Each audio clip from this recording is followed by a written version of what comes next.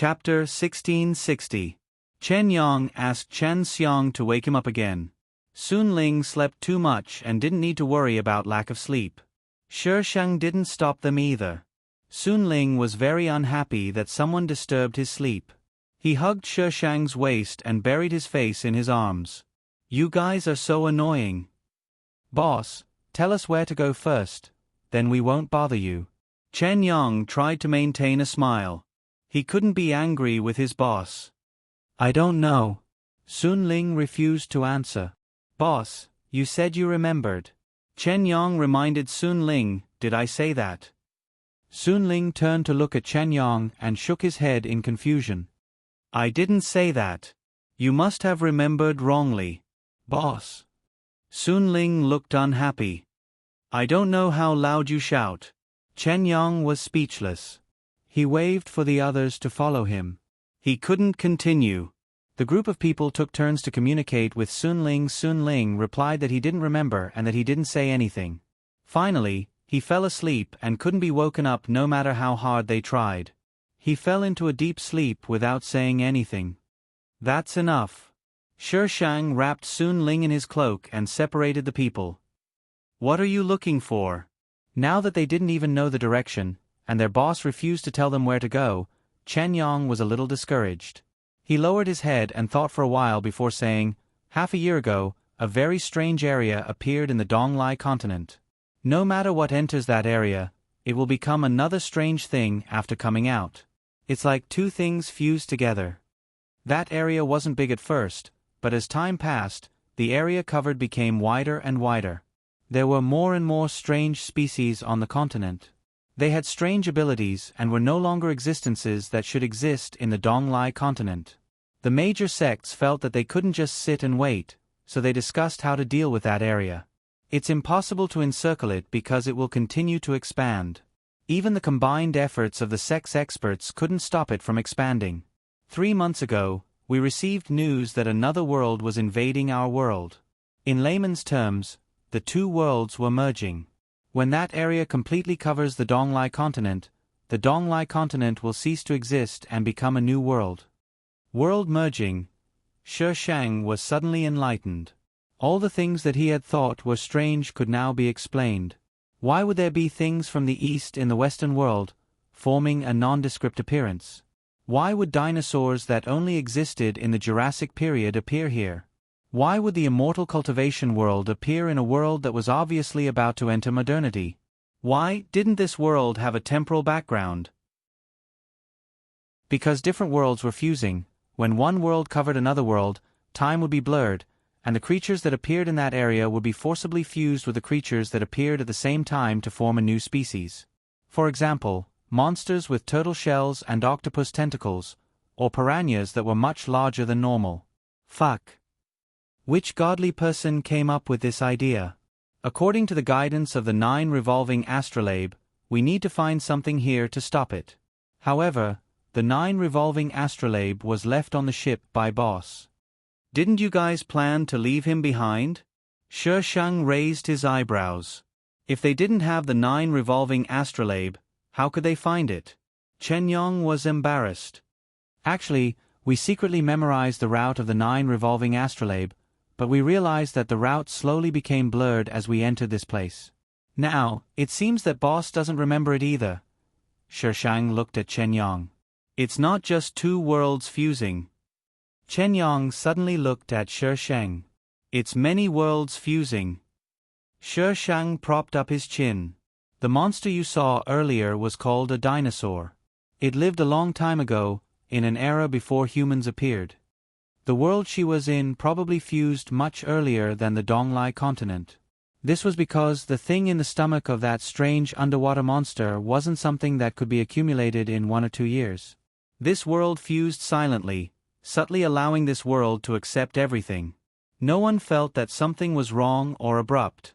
If this place was the source, then it made sense. Why did this happen?" Chen Yang didn't understand.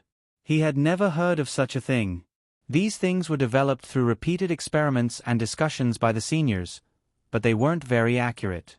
Instead, she seemed to understand what was going on with this mermaid in front of her. Background. There will be many things that you can't imagine. Look forward to it. No one knew exactly how many worlds were fusing. There might be prehistoric creatures, interstellar products, continents might be fused into oceans, and oceans might be fused into cities. SK, what a magical world. Chen Yang. What the hell was there to look forward to? They weren't looking forward to it at all. Shi Sheng felt a little dehydrated. She placed the order on the iron sword, took out the metal bucket that she always carried with her, and soaked herself in it. As a salted fish, she was mentally tired too. Everyone was already used to this. Sometimes, she would take out the metal bucket and soak herself in it for a while. Miss Daisy, do you really not know why this happened? Chen Yang sat slightly further away from the metal bucket. She didn't like people getting too close to her when she was in the water. She would get beaten up. Shi Sheng wagged her tail and slapped the metal bucket loudly. Her voice came faintly. How would I know? I'm not the mastermind behind this. What I said just now was just my guess. Just listen to it and don't take it seriously. Chen Yang. You guessed so seriously as if it was real, and now you're telling me not to take it seriously? Are you kidding me? Shi Sheng didn't know much. What she just knew was just a guess from Chen Yang's words. What could she say? She could only pretend to be cool on paper based on her experience. She didn't have any concrete evidence. Shi Sheng shrank back into the metal bucket. If she continued talking, she wouldn't even be able to pretend to be cool. She had to maintain her cool. Shi Sheng leaned against the metal bucket. Her finger circled the water, and her gaze fell to the void. If it was really as she had guessed, then this world should be very dangerous, because anything could appear, and it was very likely that it was a mutation. She had to quickly get the divine artifact, calm the storm on the sea, and then take her wife and fly far away. What are you doing? Cynthia's cry of pain woke everyone up. Shi Sheng emerged from the water. Cynthia desperately held the iron sword with both hands. The sharp blade cut her palm and blood dripped down. On the other side, Sun Ling, who was supposed to be asleep, grabbed the handle of the iron sword, trying to take it away from Cynthia. Shi Sheng. F***ck. Snatching. You're so smart, my retard. Shi Sheng came out of the metal bucket. She wrapped herself in a cloak and rushed over like a gust of wind. She reached out and held Cynthia's hand. Be good, let go. Cynthia's eyes were red. Daisy, he's robbing. I know. Let go first. Your hand is injured. Shi Sheng comforted Cynthia. Cynthia slowly let go of her hand. Blood dripped down to the ground. Shi Sheng quickly stopped her bleeding. Are you stupid? He wants you to let him take it. Don't you want your hand anymore? This is yours. Asterisk hashtag today's vote for the golden cherry flavor hashtag all vote vote vote. Hashtag. Chapter 1661. Shi Sheng carefully treated her wound and let her rest aside. On the other side, Chen Yang and others were persuading Sun Ling to return the iron sword to Shi Sheng. Sun Ling was not very happy and had to hold on to the iron sword. Shi Sheng whistled towards that side. The iron sword shook off Sun Ling and fell in front of Shi Sheng. It was inserted straight into the soil, and its whole body was surrounded by a fierce, domineering aura. Chen Yang and others gasped in their hearts. Fortunately, they didn't have any bad thoughts. Without the iron sword, Sun Ling's spirit suddenly wilted. He scratched his head and turned to find a place to sleep. Shi Sheng. What should I do with this kind of person? I don't care about you at all. Shi Sheng let the iron sword go back. The iron sword reluctantly flew back to Sun Ling. Sun Ling's eyes lit up and he was no longer sleepy. He excitedly played with the iron sword. Shi Sheng face-bombed. What kind of setting is this? It's poisonous. She sat down with the help of the trunk next to her. Damn it, it hurt so much that she wanted to chop someone. The wound from last time had begun to scab. Shi Sheng removed the gauze and reapplied the medicine. What happened to your foot? Suddenly, it was dark in front of her. Sun Ling stood in front of her and his eyes fell on her white ankle. The ferocious scar showed how badly she had been injured there. I was bitten in order to save you. Shi Shang put down his skirt. Every time she met him, nothing good happened. So angry. However, she couldn't leave him alone. She was even angrier when Sun Ling squatted down. Why didn't I know? How else do you think you came in from the outside? Shi Shang rolled his eyes.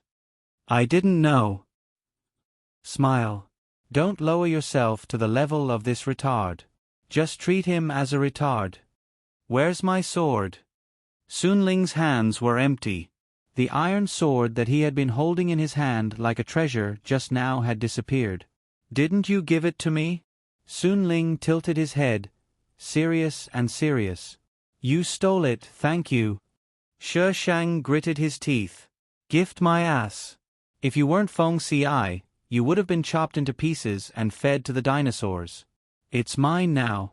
Since my sword is yours, then buy one get one free. I'll give it to you as well, do you want it? You. Sun Ling looked at Shi Shang strangely.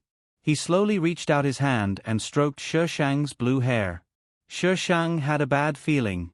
Sure enough, in the next second, Sun Ling pulled off the rope that tied her hair and his fingers ran through her seaweed-like hair. If you dare to say that you want to chop off my head, I'll kill you. Shi Shang pulled his hair back and tied it up quickly. Without the soft touch in his hand, Sun Ling pinched his fingers in the air and his thoughts jumped to an unknown place. Why is your hair blue? It's none of your business. I don't want to talk to this idiot right now. Didn't you say you were going to give yourself to me? Sun Ling grabbed Shi Shang's hand and looked straight at Shi Shang. Then you have to answer my question. You're mine now. Shi Shang. Someone come. Drag this insolent thing out and chop him up. Shi Shang turned his wrist and held Sun Ling's hand. He smiled and threw him against the trunk next to him. When I said give you, I didn't mean give you as a gift. Sun Ling looked at him calmly. Then what do you mean? Shi Shang lowered his head slightly and leaned close to his ear. As a wife. Sun Ling's eyes faintly showed doubts. Wife. What's that? F***ck. I had been thinking for a long time, and now you're asking me what it is? Can't you be serious? Shi Shang took a deep breath. It's your partner, the person you'll spend the rest of your life with. Partner? What can I do? Shi Shang. Shi Shang calmly got up from him and pointed at him. He turned his head and asked Shi Yang and the others who were looking over here, is there something wrong with his brain? Everyone. Probably there was. Boss often asked some very strange questions when he was not awake. Of course, their boss's waking time was counted in seconds, so it was a race against time to ask questions. Shi Shang sighed heavily. She didn't want to argue with someone who was sick. She looked back at Sun Ling, who was leaning against the trunk and falling asleep. Shi Shang. How could there be such a person who fell asleep without saying anything? At noon the next day, they met dinosaurs again. Shi Shang was so angry that her stomach hurt. She summoned the iron sword that Sun Ling had hidden and killed 2 dinosaurs. Her violent means successfully deterred a group of people. No one dared to fight with her for Sun Ling. When Sun Ling was asleep, he was just an object. Even if you threw him away, he probably wouldn't know. Shi Shang used violent means to walk from the edge of the forest to the central area. Along the way, they encountered many strange creatures, which broadened the group's horizons.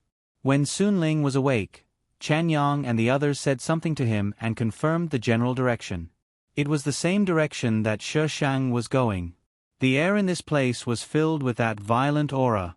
As long as she followed this aura, she would be able to find the so-called divine artifact. She just didn't know if what they were looking for was the same as what she was looking for.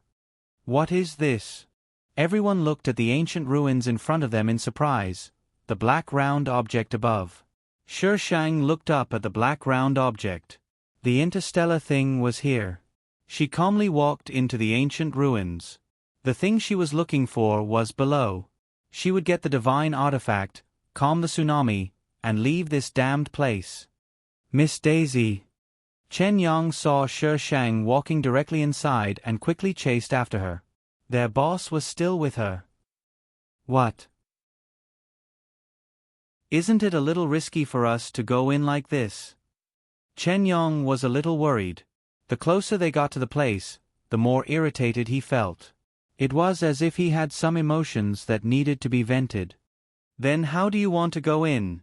Do you still want to send people in to investigate?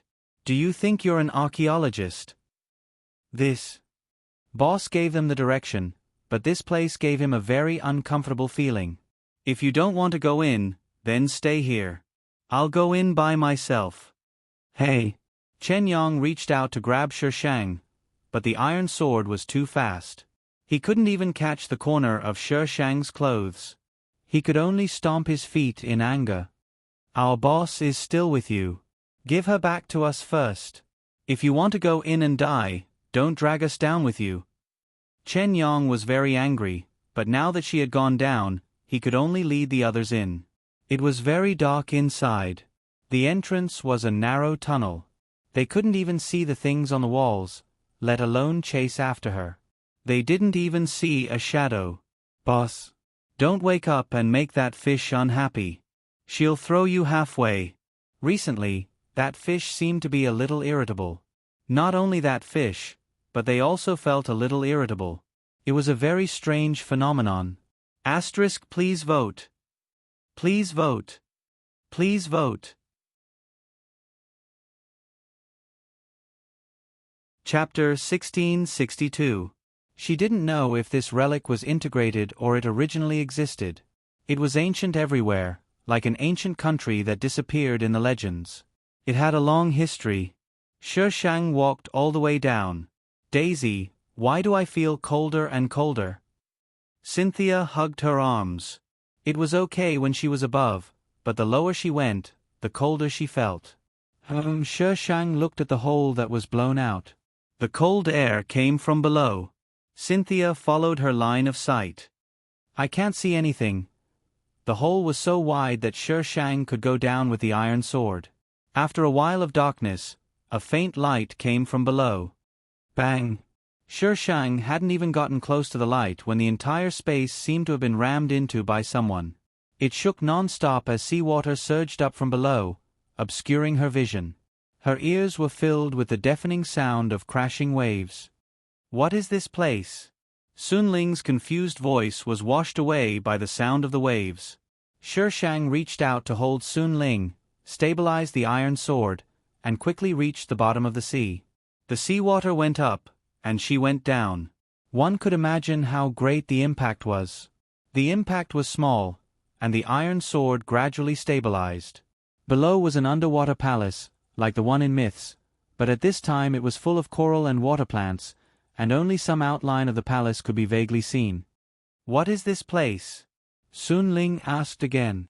Where are Chen Yang and the others? Behind. Shi Shang let him go and went down from the iron sword. She left the iron sword for a certain distance, and her blue fishtail appeared. She looked at Sun Ling and Cynthia.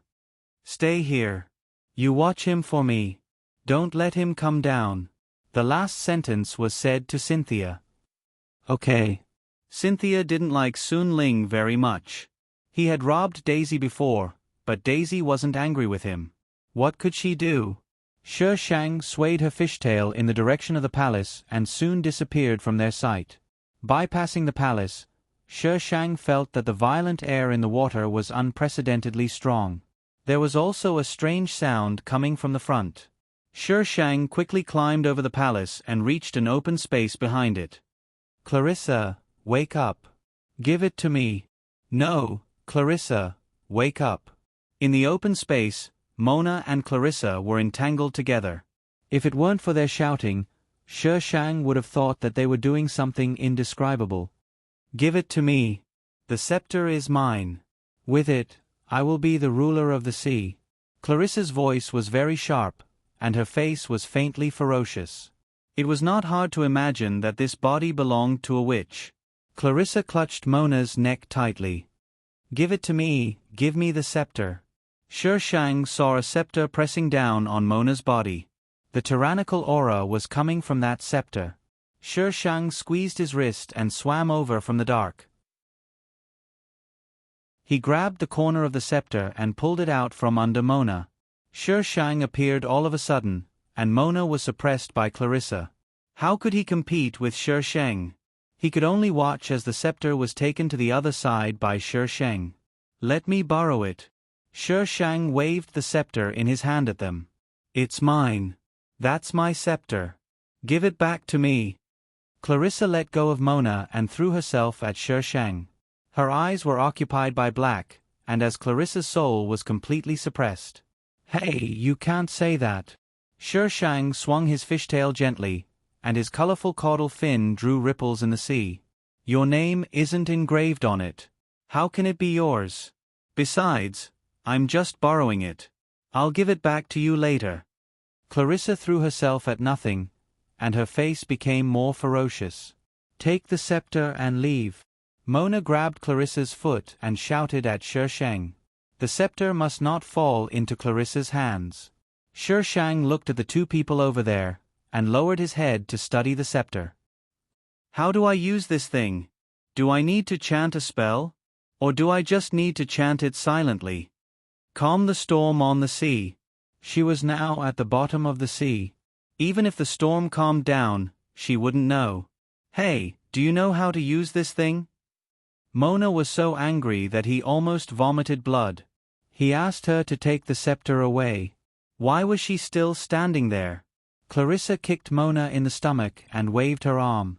The sea water fluctuated, and the ground cracked like a spider's pattern.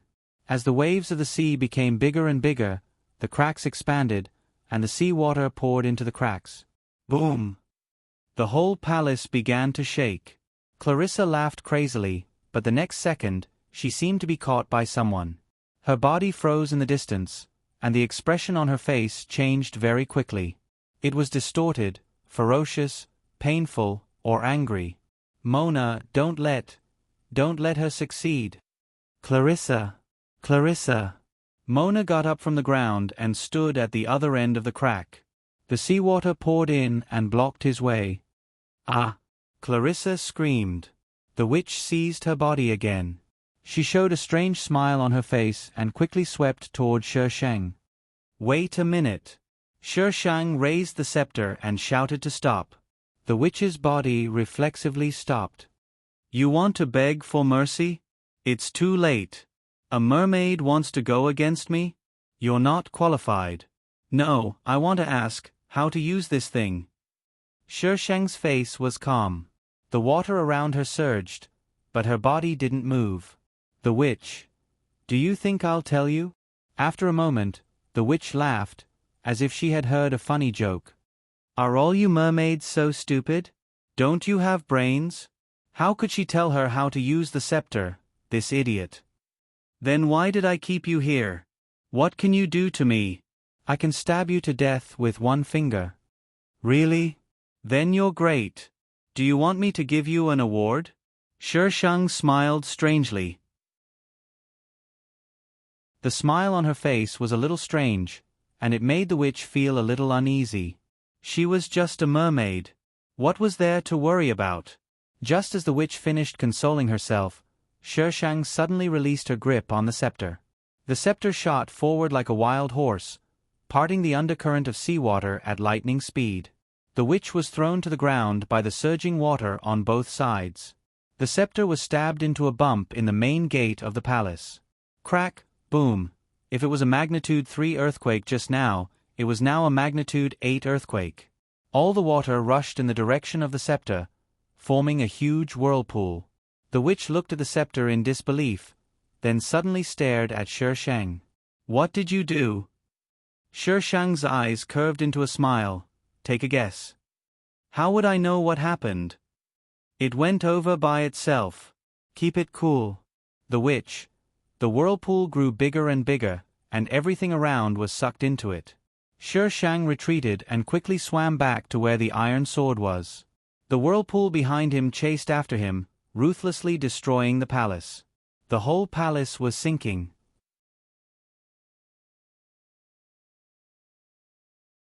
Chapter 1663. The whole palace was destroyed, and the whirlpool formed by the sea washed the ruins. The palace that may have existed for thousands of years turned into nothingness. That scepter. Sun Ling stared at the scepter in the center of the whirlpool, and his eyes were clear. This was what they were looking for. Shi Shang pulled the iron sword and swam towards the sea below. Sun Ling suddenly became anxious and jumped down from the iron sword.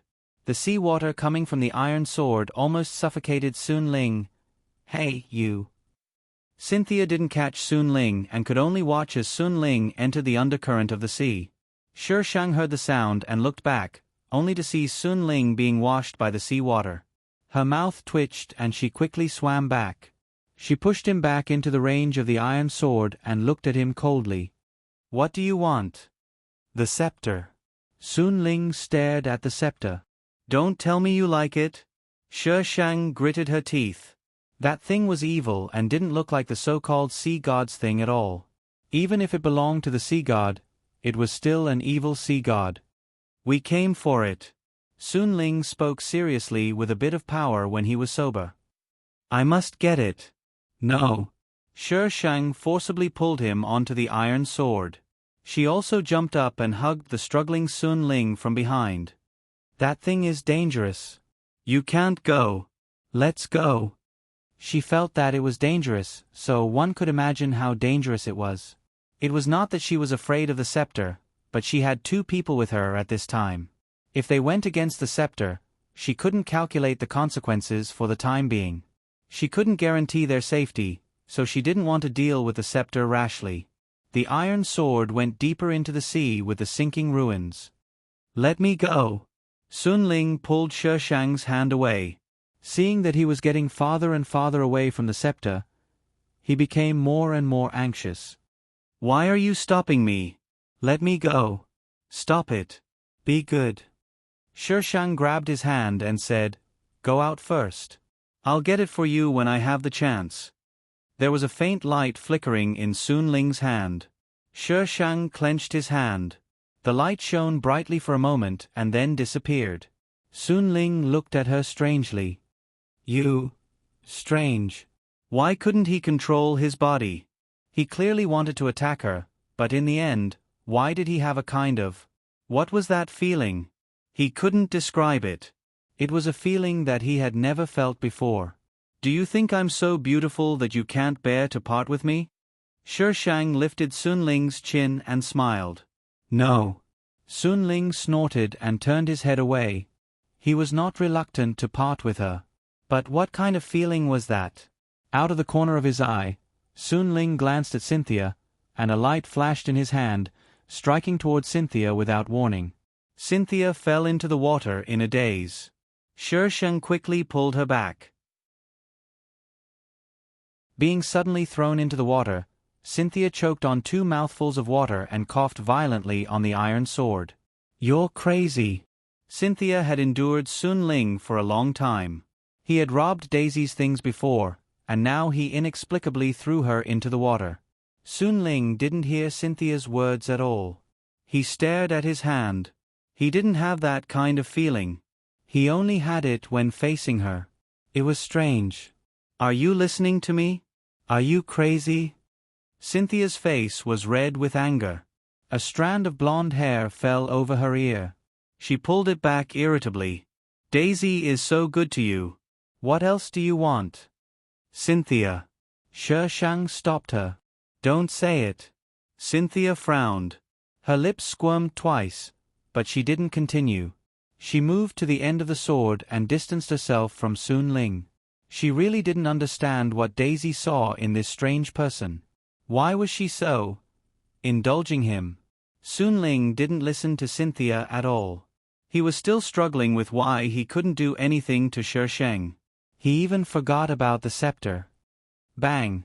The explosion in the depths of the sea shook the entire underwater world. Waves carrying a violent atmosphere came from the depths, and the creatures in the underwater world began to run around crazily, biting and killing their own kind. The iron sword rushed out of the sea, and the sharks below jumped up and fell into the sea in a crisscross manner, creating a huge splash. Cynthia's face was a little pale as she looked at the sharks swimming below. Daisy. What happened? What the hell was going on? The whole ocean was in a fight. Blood dyed the blue sea red, and the sea breeze carried a nauseating smell of blood. The land in the distance was disappearing, slowly sinking to the bottom of the water. Some flying animals desperately rammed into the barrier of the land, but no matter how they rammed into it, the barrier did not move at all. It brought all the creatures on the land and sank to the bottom of the dark water. Shi Shang took them and landed on Sun Ling's expedition. The expedition was different from other ships. It only had sails and nothing else, not even a rudder. The deck was empty and clean. Standing in the middle, it was hard to imagine that it was a ship. Sun Ling held the side of the ship with both hands and looked at the place where the land sank. His fingertips slowly clasped the side of the ship. Chen Yang and the others didn't come out. Daisy, what should we do now? Cynthia looked at the empty ship with a confused expression. Even if there were enough people on the ship, it wouldn't be able to operate it. Shi Shang looked in Sun Ling's direction. Wait. Cynthia also looked over. Daisy, why are you so nice to a stranger? She didn't even know him at that time when she risked her own safety to save him. Later, she wasn't angry when he stole her things. Shi Shang curled his lips and chuckled. When some people meet, there's no escape. Daisy, you like him? Cynthia stuttered, her eyes wide open. Shi Shang rolled his eyes at Cynthia. What's so surprising about that? You're a mermaid. How could a mermaid like a human? Cynthia pulled on Shi Shang. Haven't you heard? Mermaids will be cursed if they fall in love with a human. You will die, and the person you like will also die. It's that serious. She couldn't even fall in love with a different species. It's more serious than you think. Cynthia advised nervously. Daisy, don't be silly. Look at him. He's so strange. We don't even know where he came from. Don't fall in love with him. Some things can't be solved just by refusing. She had refused before, but the result wasn't ideal. She could only choose to accept it from her body to her heart, and let him become a part of her. Daisy. Cynthia looked at the figure in the distance. What did such a person have that made Daisy look at him differently?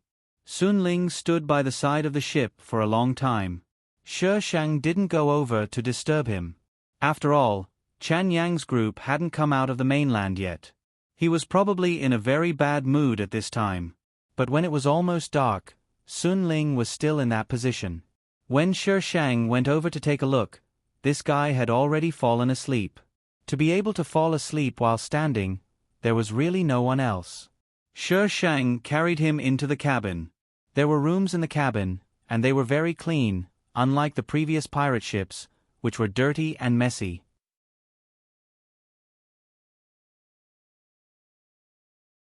Chapter 1664.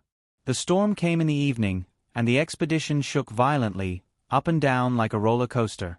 Large raindrops hit the outside of the cabin, making a pitter-patter sound.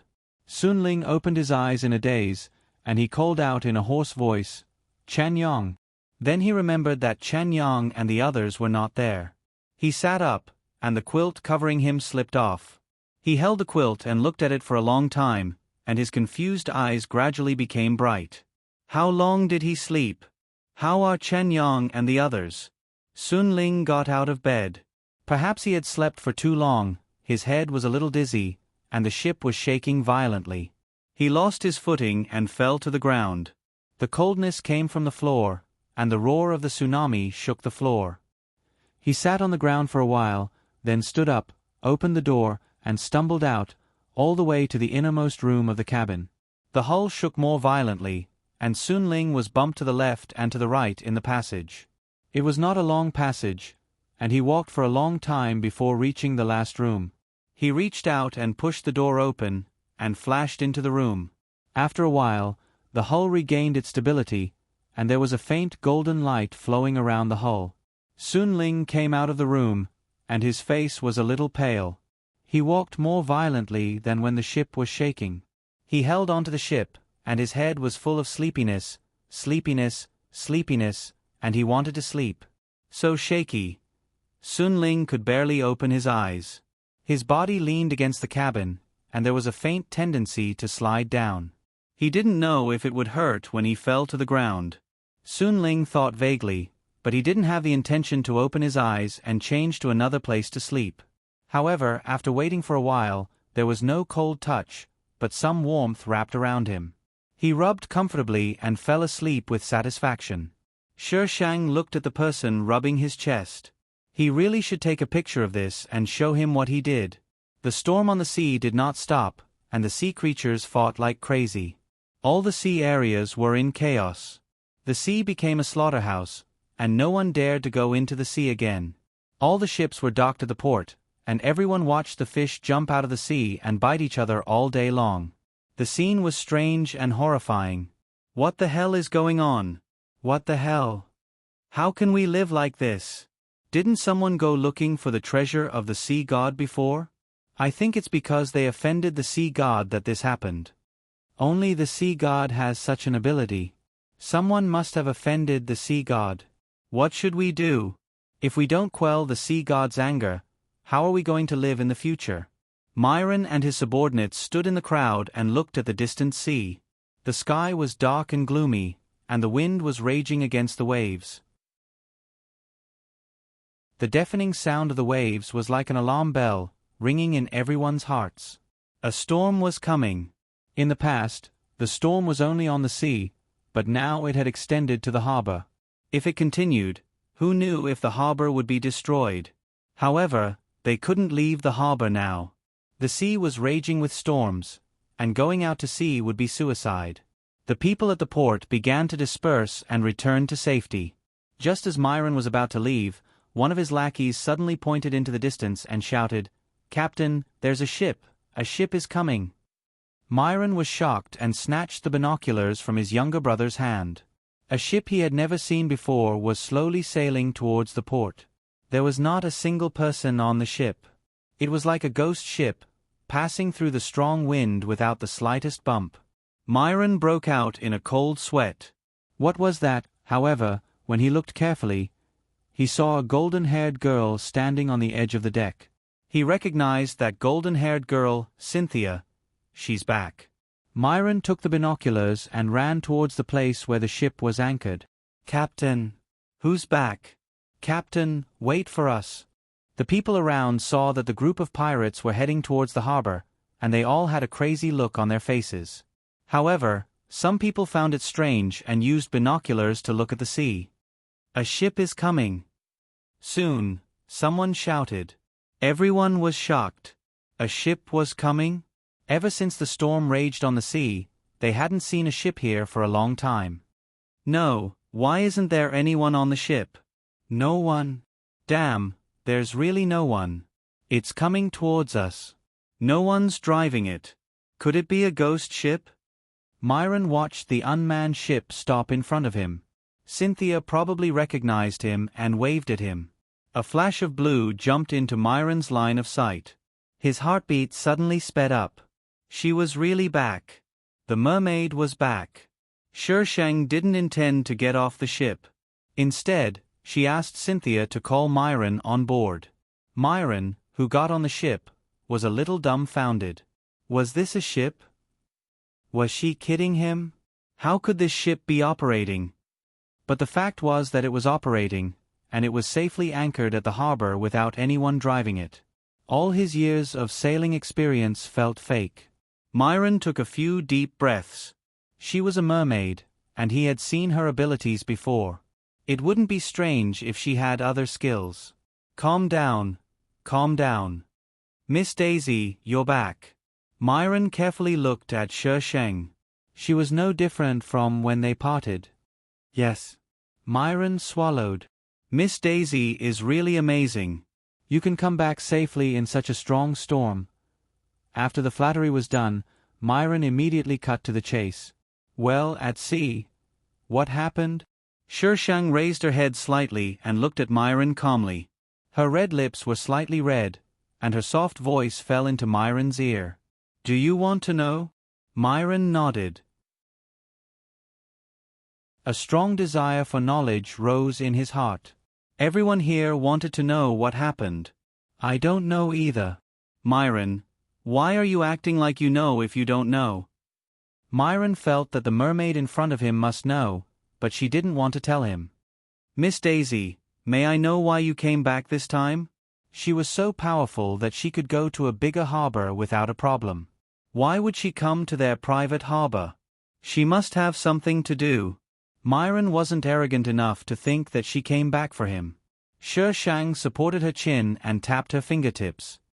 I want to ask about something. If you help me find out, I'll tell you what happened at sea. What do you think of this deal? She knew.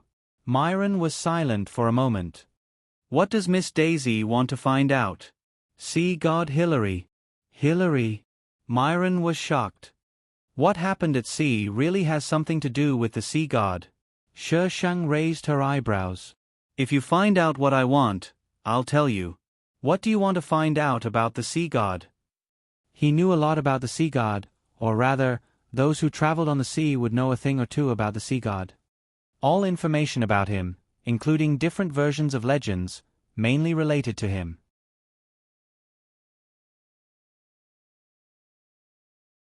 Chapter 1665. Sun Ling liked all kinds of beautiful things, but his enthusiasm didn't last long. For example, after she took back her iron sword, Sun Ling was no longer interested in it. Instead, he seemed to like her fishtail very much and was always thinking about cutting it off. Fortunately, he slept most of the time. Otherwise, Shi Shang might have to tie him up to prevent himself from suffering. Myron asked around for many days and almost finished all the rumors about sea god Hillary that were circulating in the port before coming to talk to Shi Shang. Sea god Hillary was not the first sea god. He was the third sea god, but among the sea gods, Hillary was the most famous. Legend had it that he was the most powerful. He had an artifact that could completely control the sea. Under his rule, there were no more endless storms and underwater monsters would no longer attack humans. He was the master of the sea and the protector of the humans living by the sea. Hillary was very respected in that era. The residents near the sea didn't have to worry about storms and unscrupulously fished at sea.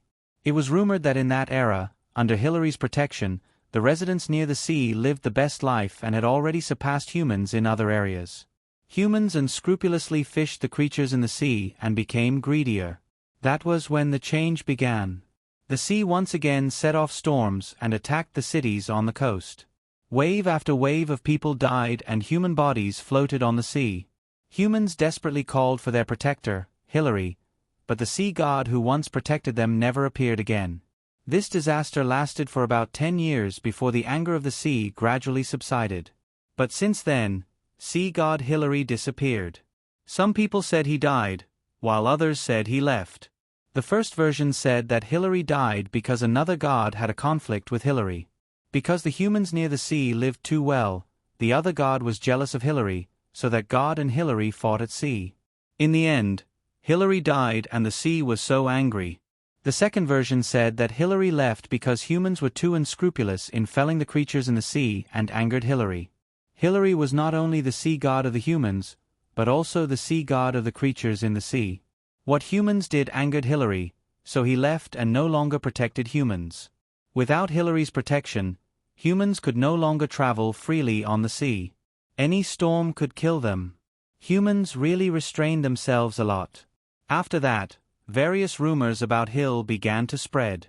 Whether they were true or false, they were passed down from generation to generation. In fact, those who spread the rumors did not know.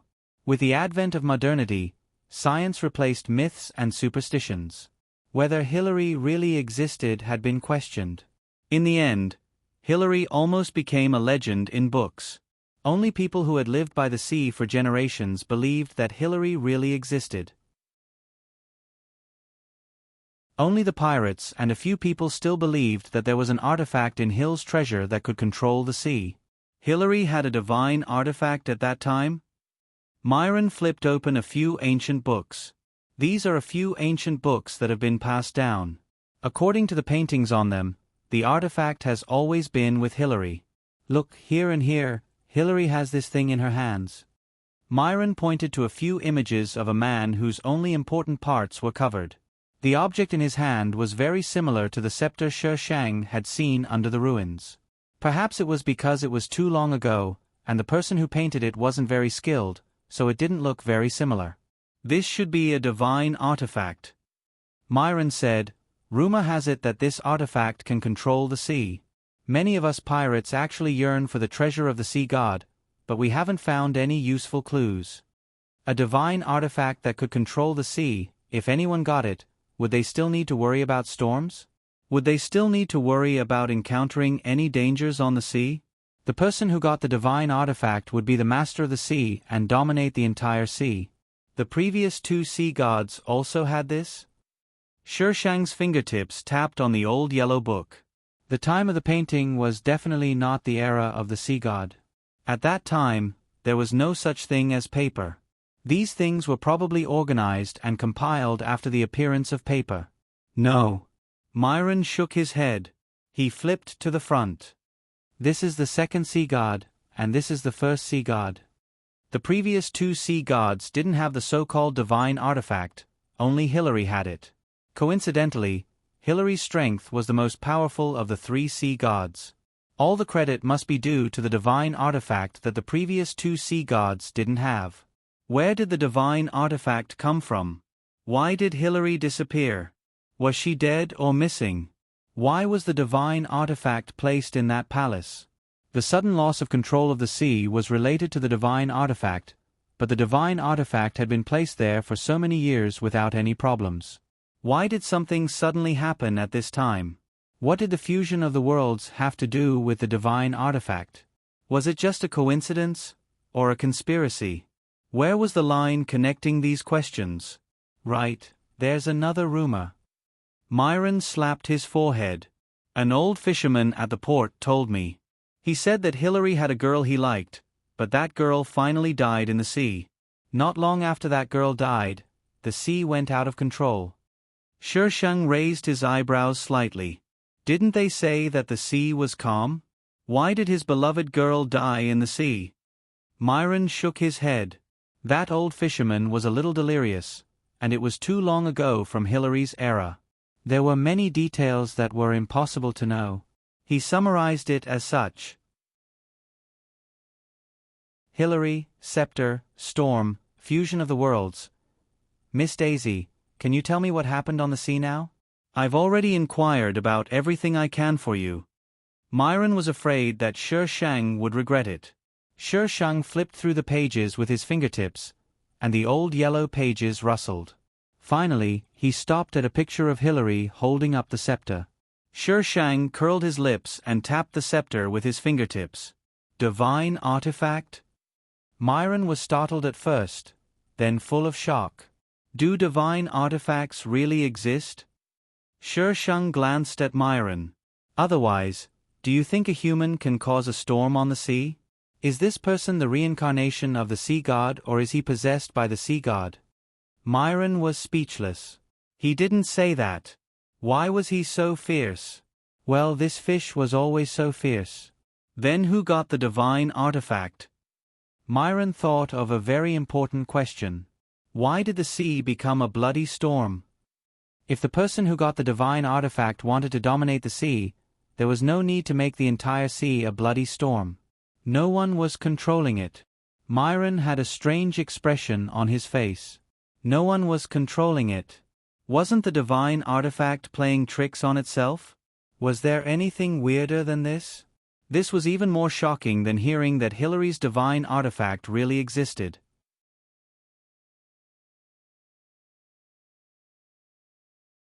Chapter 1666. Shi Shang ignored Cynthia's strong objections and left her in the port. He took Sun Ling out to sea, which shocked the group of people in the port. Going out to sea in such a big storm was simply courting death. But thinking that this ship came from the storm and could sail without a crew, the group of people felt that there was nothing to be surprised about. Compared to when they came back, the storm at sea was more severe. Sometimes the whole ship seemed to be in the center of the storm. Shi Shang didn't know what method Sun Ling used to ensure that the ship remained motionless in the storm, but every time he went to the room at the end of the corridor, he would fall into a coma when he came out, lasting for 2 to 3 days. There was nothing wrong with him, he just needed to sleep. What the hell is wrong with you? Shi Shang dug Sun Ling out of bed. It runs in the family. Sun Ling yawned and said sleepily, as long as the people of the Sun family reach adulthood, they will be sleepy. Perhaps it was because these days of getting along with Shi Shang and watching his tail, Sun Ling was not very guarded against Shi Shang. Or it could be said that when he was sleepy, he was not very guarded against anyone. Weirdo, how did you live to this age without being strangled to death? When he was asleep, he was completely unguarded and could do anything to him. Sun Ling sniffed and blinked. I have never been out of the sect since I became an adult. This is the first time I have come out. Never been out of the sect? Shi Shang narrowed his eyes. I heard that you are the young sect master. With such a high status, how come it is your turn to do this kind of thing? Let me think. Sun Ling tried to recall. He slept a little too much and his brain was not very good. It seems that someone said that only if I bring people into that area, there will be no change. The sect master disagreed at first, but then changed his mind. Sun Ling probably thought of something unhappy, and a dark light flashed through his hazy eyes. Shi Shang reached out and hugged him, comforting him softly. It's okay, I will accompany you. Only Sun Ling could bring people into the overlapping area of the two worlds without being merged. Was this a special constitution?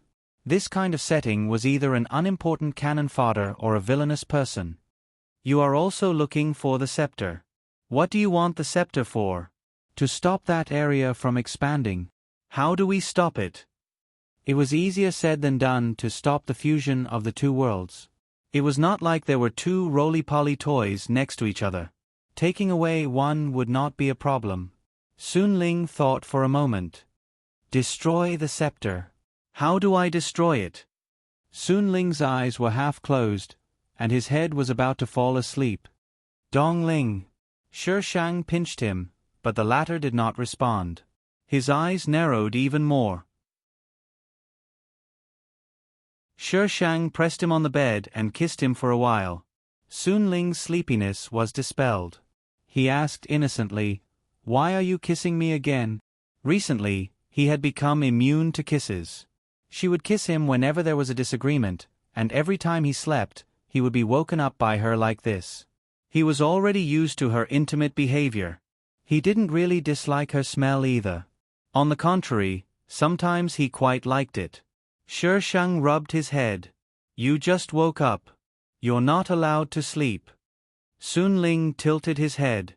I'm sleepy. Be good. Sleep in a while. Shi Shang picked him up and put him on the iron sword, and took him out of the room. Sun Ling was as soft as boneless in her arms. He yawned one after another, and his voice seemed to be full of sleepiness. Where are you taking me? Can't we sleep in the room? I also want to sleep in the room with you. Shi Shang gave him a mischievous look. Then let's go back. I'm so sleepy. Sun Ling didn't get Shi Shang's voice over at all. He hugged Shi Shang's waist and rubbed against her, with a little imperceptible coquettishness at the end of his voice. Shi Shang was in a trance for a moment. She reached out and touched his ear. She couldn't bear it. He couldn't be coquettish. Go to sleep. I'll take you with me.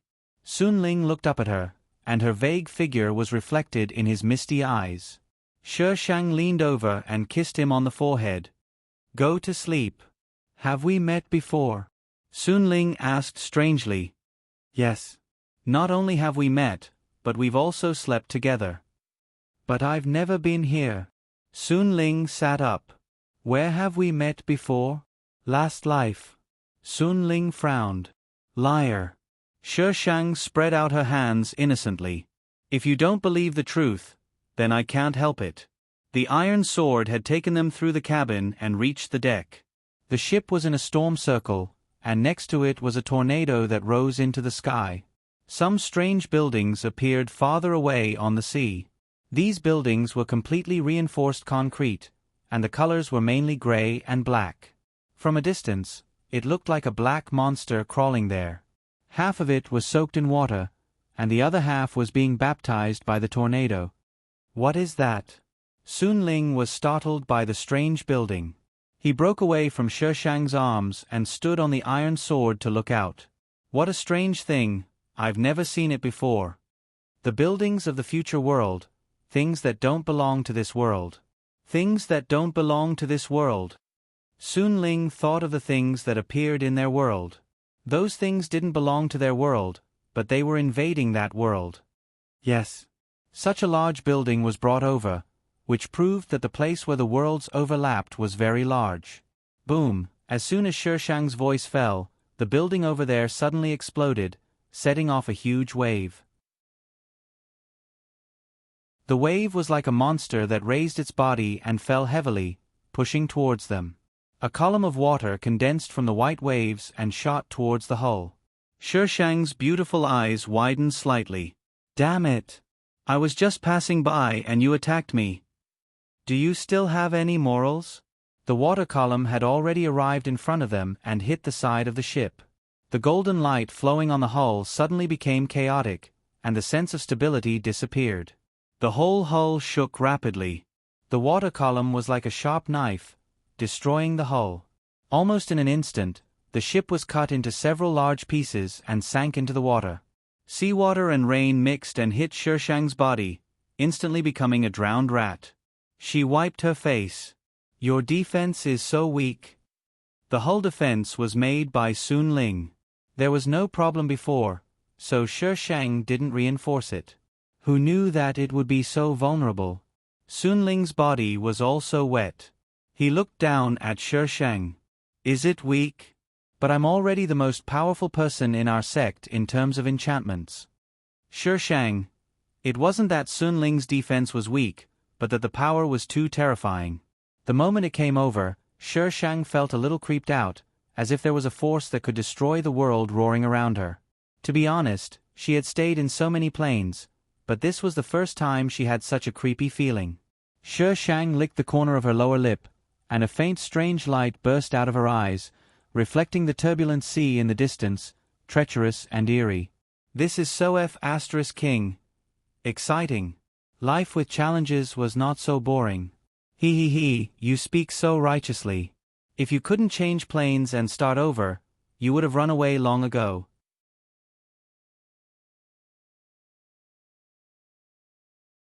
Chapter 1667. The sea parted to both sides, and the ice spread from the buildings in the distance, forming a passage. The tornado spread to both sides as if it had a consciousness, and this side of the world gradually quieted down. Shi Shang looked at the passage below and curled his lips. Who the hell would want to go there? Can you control the sword by yourself? Shi Shang turned to ask Sun Ling Chenyang and the others could do it, so Sun Ling, as their leader, should know how to do it. Sun Ling nodded, indicating that he could. He flew to the other side on the iron sword. Shi Shang pulled the iron sword and landed on the ice below. His feet stepped on the ground, and the piercing coldness and pain immediately attacked his whole body. Shi Shang took a deep breath, and the iron sword drew a beautiful sword flower in the air, bringing with it a burst of cold air. The cold air faintly formed a thin mist around the iron sword, and the mist quickly rotated around the iron sword like a dragon. Shi Shang looked at the distance with a cold face. When the mist was thick enough to cover the iron sword, he suddenly inserted the iron sword into the ice. Crack, crack, crack, crack. The spider pattern spread forward with the iron sword as the center.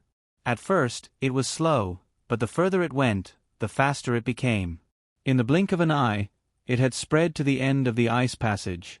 The ice passage suddenly exploded, and countless sword chi rushed out of the ice passage, attacking the building at the end of the passage like a tornado. Under the sword chi, the black building was vulnerable and sunk into the sea. The seawater filled the ice passage like a waterfall, and wave after wave of seawater rushed from the front. Shi Shang waved his sword again, and the sword chi hit the seawater. The seawater was split, and the ice passage that had not been completely destroyed appeared again. The sword chi passed by the ice, and wherever it passed, the ice layer was broken, and the water below rushed out. Rumble, the sword chi hit the building on the opposite side with the seawater. The whole building was torn apart, shaking and began to sink. Shi Shang used the iron sword to fly into the air. A dim light flickered in the sunken building. A moment later, a ship broke out of the water from the sunken building. The whole ship was pitch black, with the words "Freedom" written in white on the hull. It was made of steel, and everything on it was modern. It also seemed to be integrated with a more advanced power system. The ship sailed from the sunken buildings to a place not far from the Shi Shang. There were a few people tied up on the deck, including Chen Yang and the others. Sun Ling rode his sword towards the boat. Shi Shang grabbed him. "What are you doing?" "Chen Yang," Sun Ling said concisely. "Wait." Shi Shang grabbed his hand and refused to let go. "This ship is strange. It's useless for you to go there like this." Sun Ling frowned and raised his hand that was not grabbed by Shi Shang. A water dragon suddenly rolled up from the sea and moved towards the deck. When the water dragon was about to approach the ship, another water dragon rose from the front of the ship and roared to meet Sun Ling's water dragon. The two water dragons collided in the air, and the ship was almost blocked. Sun Ling turned his wrist. The water dragon bit the opposite water dragon and moved to the side. The hull of the ship was exposed again. At this time, the water dragons split into two. One entangled the opposite water dragon and didn't let it escape. The other quickly moved towards the deck and wrapped around Chen Yang and the others who were tied up on the deck. The pillars on the deck were uprooted and brought back with Chen Yang and the others. The same ship as before appeared out of thin air on the sea. Chen Yang and the others were thrown on the water dragon. Cough, cough, cough. Chen Yang covered his chest and coughed. He was covered in water and almost suffocated to death. "Are you okay?" Hearing the familiar voice, Chen Yang suddenly looked up. His eyes suddenly lit up and he got up on his hands and feet. "Boss, we're okay. What about you?" They finally saw their boss. They were relieved that their boss was fine. Sun Ling landed on the deck from the air and glanced at the people on the deck. "Who are they?" Chen Yang followed his gaze and quickly explained, "His name is Mona. Her name is Clarissa. They were caught with us." Sun Ling frowned. "Throw them down." Chen Yang, Shi Shang, who had just landed, almost fell off the iron sword. "My wife is amazing. You threw the male and female leads away just like that. You didn't play the villain for so many years for nothing." Chen Yang gave the Chen family soldiers who got up a look. They immediately grabbed the dizzy Mona and Clarissa and threw them into the sea. "What are you doing?" Mona woke up first. Seeing them lift him off the side of the ship, he subconsciously grabbed something next to him. "Sorry, boss asked us to throw you guys down." The Chen family soldiers who threw them smiled insincerely. Boss's words were the imperial edict. Even if he asked them to kill these two people, they wouldn't ask why. "What?" Mona was dumbfounded. He didn't understand. "We've been through so many things together. How can you do this?" The Chen family soldiers shrugged and didn't answer. They twisted his fingers and pushed him into the water. Mona was a little confused. Weren't they fine just now? Why did they throw him down when they were saved? Wait. You can throw me, but don't throw Clarissa." Mona shouted and pointed at Clarissa, who was also being lifted off the side of the ship. "Seeing that we've been together for so many days, let Clarissa live. Sorry, we're just following orders." The Chen family soldiers continued to apologize insincerely. Then, they pried Mona's hands away. Mona's body fell into the water. "No!" Clarissa screamed and fell into the sea with Mona. The Chen family soldiers leaned over the side of the ship and looked down. After making sure that both of them had fallen into the water, they went back. The two water dragons were still fighting on the surface of the sea. The one that saved Chen Yang and the others was now circling around their ship in a protective posture. Sun Ling took out a small bag from somewhere and threw it to Chen Yang and the others. "Hurry up and recover." The Chen family soldiers who received the bag looked serious. Yes. Are you okay? Shi Shang looked at Sun Ling worriedly. Previously, he could sleep for a few days just by keeping the ship on the surface of the sea. Now that he used such a powerful force, wouldn't he sleep until the end of time? I'm a little sleepy. When Sun Ling said this, he didn't know why he felt a little wronged. Sleepiness hit him like a tide. He pinched himself hard to prevent himself from drowning in sleepiness. Forcing himself to wake up, Sun Ling took a few steps away from Shi Shang. You, don't get too close to me. Shi Shang's black face was full of question marks. WTF? What did I do this time? Sun Ling's face flashed a little unnatural, and he whispered, I don't know why, but when you get too close to me, I tend to relax and get sleepy easily. What did you say? Nothing. Sun Ling looked serious. Just don't get too close to me. There's cat biscuits. Shi Shang's face was full of suspicion as he circled around twice.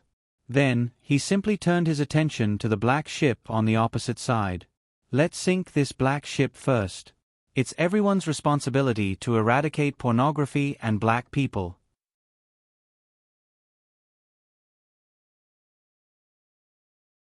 Chapter 1668.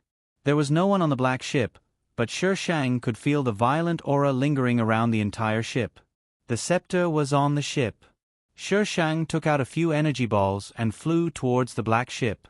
As soon as she went over, countless water arrows shot out from the sea around the black ship, preventing her from getting closer. The iron sword quickly took her to dodge the water arrows. Shi Shang quickly smashed the energy balls down. With a loud bang, a big hole was blown in the front of the ship, and seawater poured in. Shi Shang continued to toss energy balls downwards, causing the ship to explode into pieces. The scepter abandoned the black ship, flew out from the back cabin, and stood in front of Shi Shang. Compared to the time in the underwater ruins, the scepter looked more violent, like an unbound beast, fierce and angry. The black ship was slowly sinking, and only a few bubbles appeared, proving that it had existed. What the hell are you? Shi Shang sat on the iron sword and looked at the scepter. The scepter didn't answer Shi Shang. Instead, it started to spin, and the sea below also spun like a whirlpool. Countless underwater creatures crawled out of the whirlpool. They had all kinds of strange appearances, which gave people goosebumps. Shi Shang rubbed his hands and threw 2 energy balls down. I was scared to death. The energy balls smashed into the center of the whirlpool, and the whirlpool suddenly exploded. The water splashed everywhere, and the rebound made the scepter fly up. The thunder and lightning were expanded by the seawater, and this part of the sea was full of electricity, but it was diluted a lot. The current was not too strong, but it was not ordinary thunder and lightning. Just look at the Chen army, who was electrocuted like a hedgehog, and the male and female protagonists on the driftwood. The Chen army was not bad, but his hair was a little abnormal. The male and female protagonists were too close to the sea. Not only did their hair suffer, but their skin also didn't escape. It was dark like an African refugee, and they were a little dazed by the electricity. You. Sun Ling pointed at the new style of his younger brother, and his expression was a little strange. The Chen army. They didn't want to talk. Why was the boss not hurt at all? This was not fair. They looked at the culprit quietly. The culprit was using a slingshot to smash the energy balls as if they were marbles. The scepter could fly, so it was difficult for Shi Shang to hit it. Most of the energy balls fell into the sea, causing the surface of the sea to ripple, followed by electric currents. The Chen family army's entire body was trembling. They couldn't even finish a complete sentence. If this continued, they would all die. Boss, save me. Host, take it easy, you're throwing too much. The system couldn't take it anymore. If you continue like this, you'll turn into an idiot. Based on the amount of lightning I threw, the lightning bolt should have arrived a long time ago. But look at the sky, there's no reaction at all. This means I won't be struck. Ha ha ha, the background of this world is the fusion of several worlds. The heavenly Tao is busy fighting with the other heavenly Tao fairies. How would it have the time to deal with I? Now was the time for the buff. Let this Bao Bao perform for you, fancy fried fish. Other than letting her throw, what else could it do? The scepter was very fast. Shi Shang couldn't hit it one by one. She took out a handful of energy balls, and the iron sword flew to the scepter. Compared to the speed scepter, the iron sword was no match for the pretentious artifact. The energy balls fell like fairies scattering flowers. Shi Shang held the iron sword. Taking advantage of the falling speed, he swung two sword auras downwards. The sword auras swept across the falling energy balls in an arc. The energy balls directly exploded in the air. The rumbling sound seemed to be able to split the sky. The scepter wasn't hit by the energy balls, but it was affected by the airflow of the explosion. It couldn't maintain its balance and fell shakily to the sea. Shi Shang wanted to catch the scepter. Who knew that the scepter would suddenly turn into a ray of light and enter the body of Clarissa, who had been electrocuted into a small black person. The light flashed and quickly disappeared. The storm on the sea stopped instantly. The sunlight dispersed the dark clouds. The entire sea was calm, as if nothing had happened. Shi Shang. So this guy likes to be black? Female lead, female lead. I fought for so long, but in the end, it was all thanks to the female lead. I'm so angry. Where's I's sword? I's going to chop the female lead. Clarissa had already fainted. Mona was holding her with a confused expression, as if he didn't know what had happened. Clarissa. Clarissa. The black color on Clarissa's face was strangely disappearing, revealing a beautiful face. Her standing hair softened and returned to its original color. It was even more lustrous. Clarissa. Mona looked at her changes in disbelief. What's going on? Clarissa slowly opened her eyes. Her eyes were cold and merciless, and there was even a hint of strange evil in them. She rolled her eyes and took in the surroundings at a glance. She pulled up the corners of her mouth and chuckled, reaching out to touch her body. Finally, she didn't have to share a body with that idiot. You. Mona pushed Clarissa away. Who are you? You're not Clarissa. What did you do to Clarissa? Clarissa reached out to touch Mona's face with a mocking expression. My dear, I'm your Clarissa. Don't you like me the most? How come you can't even recognize me now? I'm very disappointed in you. Mona's pupils constricted. The hand on his face was cold and sticky like a scorpion's. He held his breath and a thought flashed through his mind. It's you.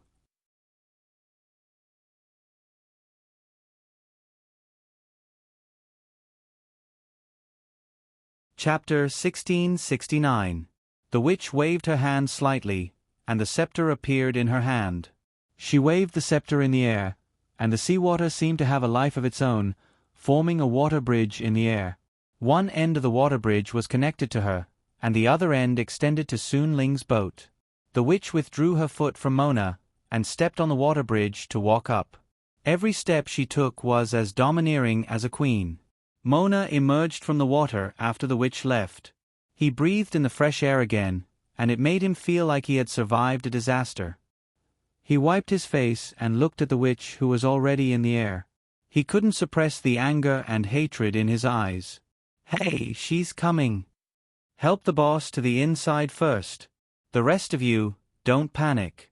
When we came here, we already knew that we might not be able to return. For our sect, for our friends and family, we must. Bang! Before Chen Yang could finish his motivational speech, he was interrupted by this voice. The water bridge exploded in the middle, and the seawater lost its support and fell into the water from the air. The witch couldn't fly, and the water bridge was gone, so she could only fall with the water. When she was about to fall into the sea, the witch waved her scepter again. The seawater caught her, quickly extended, and sent her back into the air. Little Mermaid. The witch stared at Shi Shang evilly. I wanted to eat you later, but you came to me now. Don't blame me. Even if I came to you, you wouldn't be able to eat me. Shi Shang rolled his eyes. Do you think I'm dead? Do you think I'll just stand here and let you eat me? How much do you overestimate your strength, or how much do you overestimate the strength of that broken artifact? Broken artifact? The witch was amused by Shi Shang's words. Little mermaid, I'm afraid you don't understand the power of the artifact. You haven't seen its power. Oh, it was blown up by me just now. It's quite powerful. The witch was speechless. The witch choked for a moment, and then raised her extremely uncomfortable smile. The artifact needs to be used by a powerful person to display its true power. So you think you're a very powerful person? Shi Shang raised his eyebrows with a playful expression. If you're so powerful, why do you have to share a body with others? Don't you know how to show off? The witch's expression changed. Sharing a body with another person was a stain in her life. Does acting tough even need a draft? Aren't you going to draft it? If you still continue to pretend when you can't win, wouldn't that be stupid? Aren't you King acting tough too? I've beaten him before. I was actually speechless. Now, acting tough is all about skill. How can the system survive? The anger in the witch's eyes grew. Before she could finish brewing, a sharp sword chi came from the front, and she was almost sent flying. The witch grabbed the scepter and quickly used the seawater to fight back. Waves rose on the surface of the sea again. There was no storm, but it was even more terrifying than when there was a storm. All kinds of water walls, whirlpools, and waves appeared as if they were worthless. However, the seawater did not have much of an effect. All of the seawater appeared to be unable to withstand a single blow from the sword. It was easily split apart and returned to the embrace of the sea. What was that? Was it even more powerful than the scepter? The witch was full of doubts, but her eyes gradually lit up when she looked at the iron sword. Everyone wanted to like powerful things. She raised the scepter high, and the whirlpool on the surface of the sea expanded with her movements. She continued the ritual of summoning the underwater monsters that the scepter had not completed before. The witch paid attention to the Shi Shang's movements. This time, she did not use that strange thing to blow it up, but threw the iron sword down. The witch's heart skipped a beat. She divided her attention to condense a water chain and threw it out to wrap the iron sword. However, the strength of the iron sword was beyond her imagination. Her whole body was pulled into the whirlpool. Her pupils reflected the ferocious monsters, waving all kinds of tentacles, waiting to come out and start a massacre. The witch quickly withdrew the water chain. Without the dragging force, the witch stood in place and watched the iron sword inserted into the middle of the whirlpool with a fierce momentum. Invisible sound waves vibrated, and the whirlpool swayed to the middle. The waves hit from both sides, splashing water tens of meters high. The Shi Shang fell into the water at the same time. The blue fishtail suddenly appeared, and the colorful tail fin was a bright color that could be seen at a glance. The witch had never seen a mermaid with a colorful tail. She quickly felt a strange feeling in her heart. However, you threw away your weapon. What else can you do now? She had dared to be so arrogant because of the sword. Now that she threw the sword into the sea to calm the whirlpool did not lead to the bottom of the sea. She did not know where the sword had been swept away. The Shi Shang floated up. His white hand reached out of the water, and the iron sword slowly emerged from the water. I'm sorry to disappoint you. It's still here. The witch listened to the words, sorry. It was as if she saw the scene of Clarissa being thrown into the sea by the people on the ship. He was also so careless and insincere. Since there was no sincerity, why did he say, sorry? If this question was placed in front of the Shi Shang, she would definitely answer it like this, because it was more annoying. The witch's eyes were faintly red, and her hand holding the scepter constantly tightened. She waved the iron sword again, and several meters wide water columns rose from the bottom of the sea.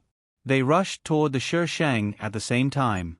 Shi Shang calmly flew into the air on the iron sword, and flexibly blew up the water columns. She found that the scepter now did not have the violent aura. It now seemed to be an ordinary artifact. Although she did not know why, it was definitely beneficial to her. Shi Shang approached the witch, who frantically tried to stop him with the scepter. However, it was not effective. The iron sword passed through the middle of the water column under her feet, and the whole column began to collapse. The witch's body fell down, and Shi Shang flew past her and caught her belt. The witch waved the scepter, and various kinds of attacks condensed by the sea water were thrown toward Shi Shang. She dared to attack, and Shi Shang dared to use her as a shield. After suffering several times, the witch did not dare to attack Shi Shang again. Shi Shang snatched the scepter from her hand and threw it toward the ship. Then he threw the witch into the sea. He jumped down and pressed the witch into the sea. She could not walk in the air, and her hands and feet were tied.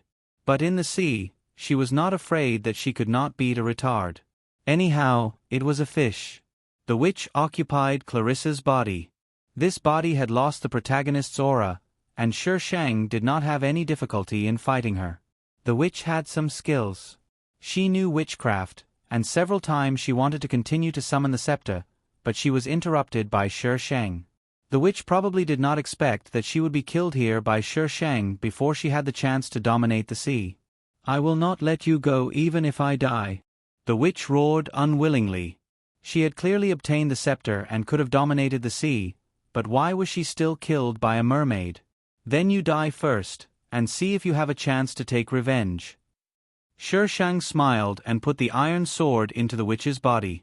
The witch made a few sobs, and the sea water entered her nostrils and ears. Her eyes were wide open, and she died with grievances. Shi Shang withdrew the iron sword, and the witch's body slowly sank deeper into the sea. Shi Shang took care of the witch and came to the surface. He found that it was already dark. It was pitch black overhead, and there was no starlight at all. The sea was lifeless, and even the sound of the waves could not be heard. Happy birthday to myself, that's right. Today is my birthday, ha ha ha ha, that's right. I want to increase my age by 1 year. I have been writing this article for a year. At first, I did not expect this article to be so long, and this is already beyond my expectations. I feel very tired after writing every day. After all, I am not a tentacle monster, and I can only write 2,000 words an hour. I can't reach a speed of 4,000 or 5,000 words an hour. Seeing that you are urging me to write more, I feel very helpless. Not reducing the number of chapters is the biggest reward for your support. Thank you for accompanying me through this year in Cherub, from the initial ups and downs to the present, with deep feelings and regrets. There are a lot of little cuties who send me messages on QQ, and I may not reply to some of them. But please understand, I can reply to 1 or 2 messages, but what about 10 or 20 messages? I am sorry for letting you down, but I love you. I like all of you who are so cute, I like all of you who defend me, and I like all of you who do for me. I don't know if you can still accompany me on my next birthday, but I really hope that you will all be there. Thank you for being so cute. It is good that we meet now. Because you are my angels. ************** You are welcome to participate in the book review. Donate 20,000 book coins, 50,000 book coins, and 100,000 book coins. There will be physical gifts. Check the post in the book review section for details.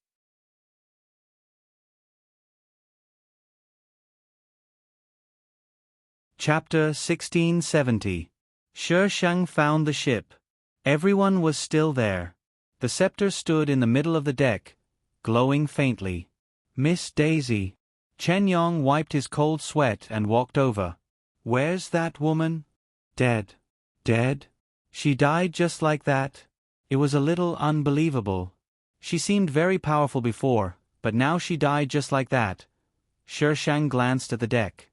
"Where's Sun Ling?" Chen Yong was confused. "Who?" "Your boss."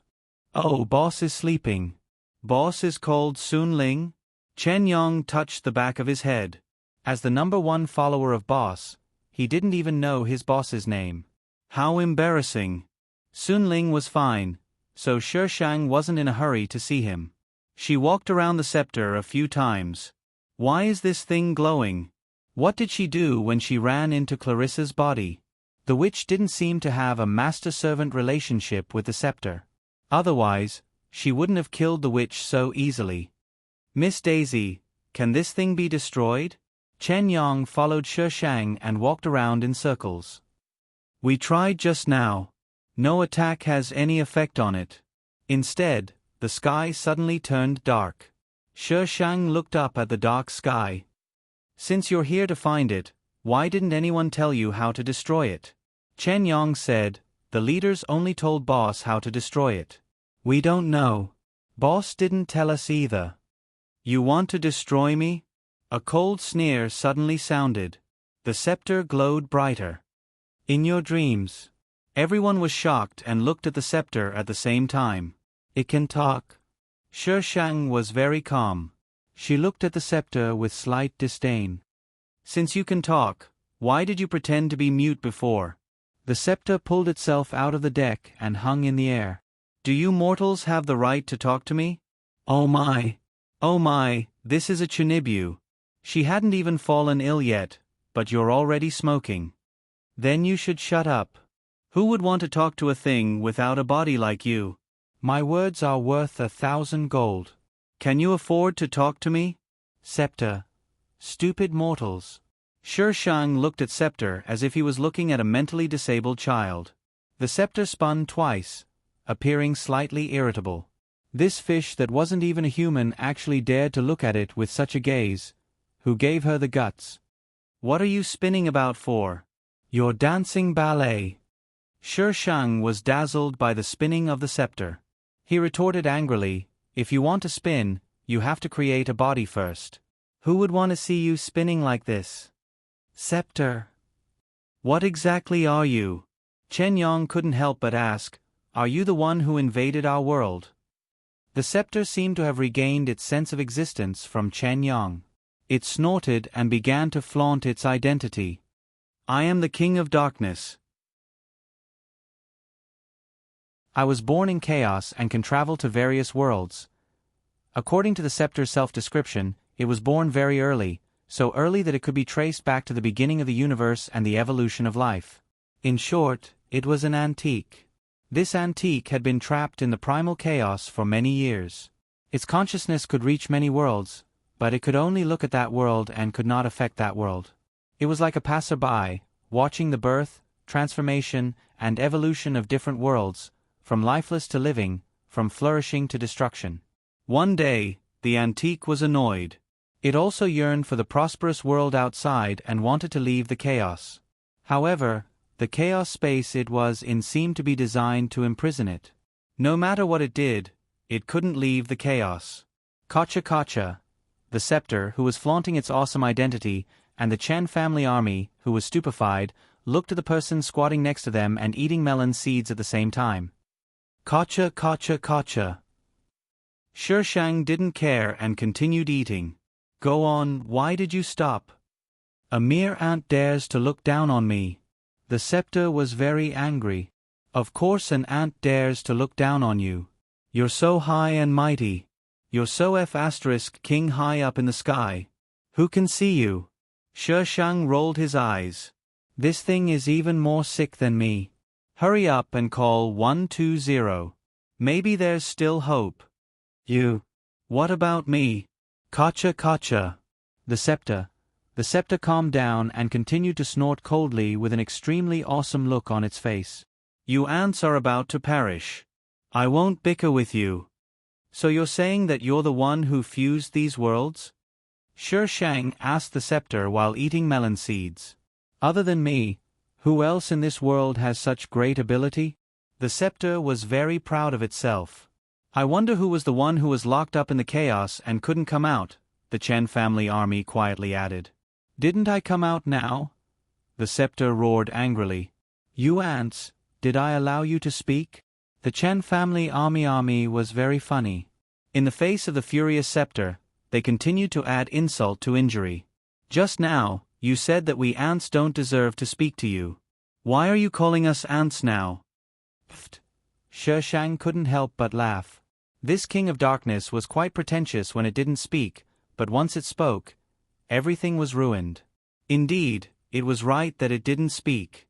The scepter spun a few rounds quickly to show that it was very angry. You ants, it's useless to argue with me. You're about to perish together with this world. It had stayed in this world for so long, waiting for this day. As long as this world perished, it would be able to completely escape from that chaotic world. It wouldn't have to return to that place where there was nothing, and it could live on forever. Why did you invade our world? Chen Yang was calmer than the group of idiots. He still remembered his purpose. Why should I tell you? The scepter snorted coldly. Chen Yang. How was this thing supposed to be destroyed? Chen Yang sneaked into the cabin. He had to wake Boss up. Only Boss knew how to destroy it. What did you get from Clarissa's body? Shi Shang cracked melon seeds continuously. It was as if she was having a friendly meeting with the scepter that was trying to destroy the world. The scepter faced Shi Shang. It started to show off again. There are many humans in this world who are blessed by the heavens. They have a very special power in their bodies. This power can make me stronger. When I first came to this world, I met such a person. At that time, I just came out from the chaotic world. The chaotic world kept searching for me, trying to catch me back. However, the chaotic world would go around that person. After I realized this, I stayed by his side to avoid the chaotic world's search. That person was called Hillary? No one knew where Hillary got the scepter. When he became famous, the scepter was in his hands. If the scepter came to him on its own, it would make sense. The scepter seemed to be a little proud. I sent him to the highest position, making the world worship and respect him.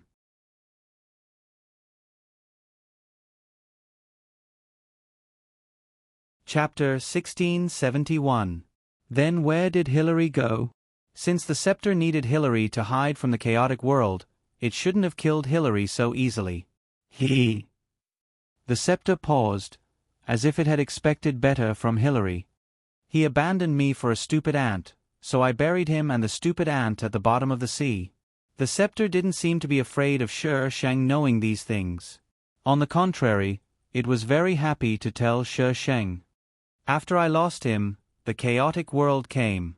In order not to be caught, I let the sea cover my whereabouts, but the chaotic world was very difficult to deal with. I could only temporarily seal myself and wait for the chaotic world to leave. The chaotic world came specifically to catch it, so it wouldn't leave easily. So the scepter had been sealed for many years. It was bored and fell asleep, and it slept for many years. When it woke up, it found that the force that was trying to pull it back to the chaotic world had disappeared, but it also found a problem. Its connection with the chaotic world had weakened, and its power had also weakened. With its current power, there was no way to break the seal that it set at its peak. Its ability was not only to wander between these worlds at will, but also to connect the two worlds. So it came up with the idea of merging the worlds, using the destructive force when the two worlds merged to obtain the power of those worlds for its own use. It was also worried that the chaotic world would catch it again, so it was very careful in the beginning. But in the end, it found that the chaotic world seemed to have forgotten about it. It was about to break the seal, but at this time, people came in. It knew that humans were greedy and wanted to get it. In order to prevent more humans from coming, it deliberately made the sea storm go on, blocking the people who came in waves. There was no enchantment on that continent before.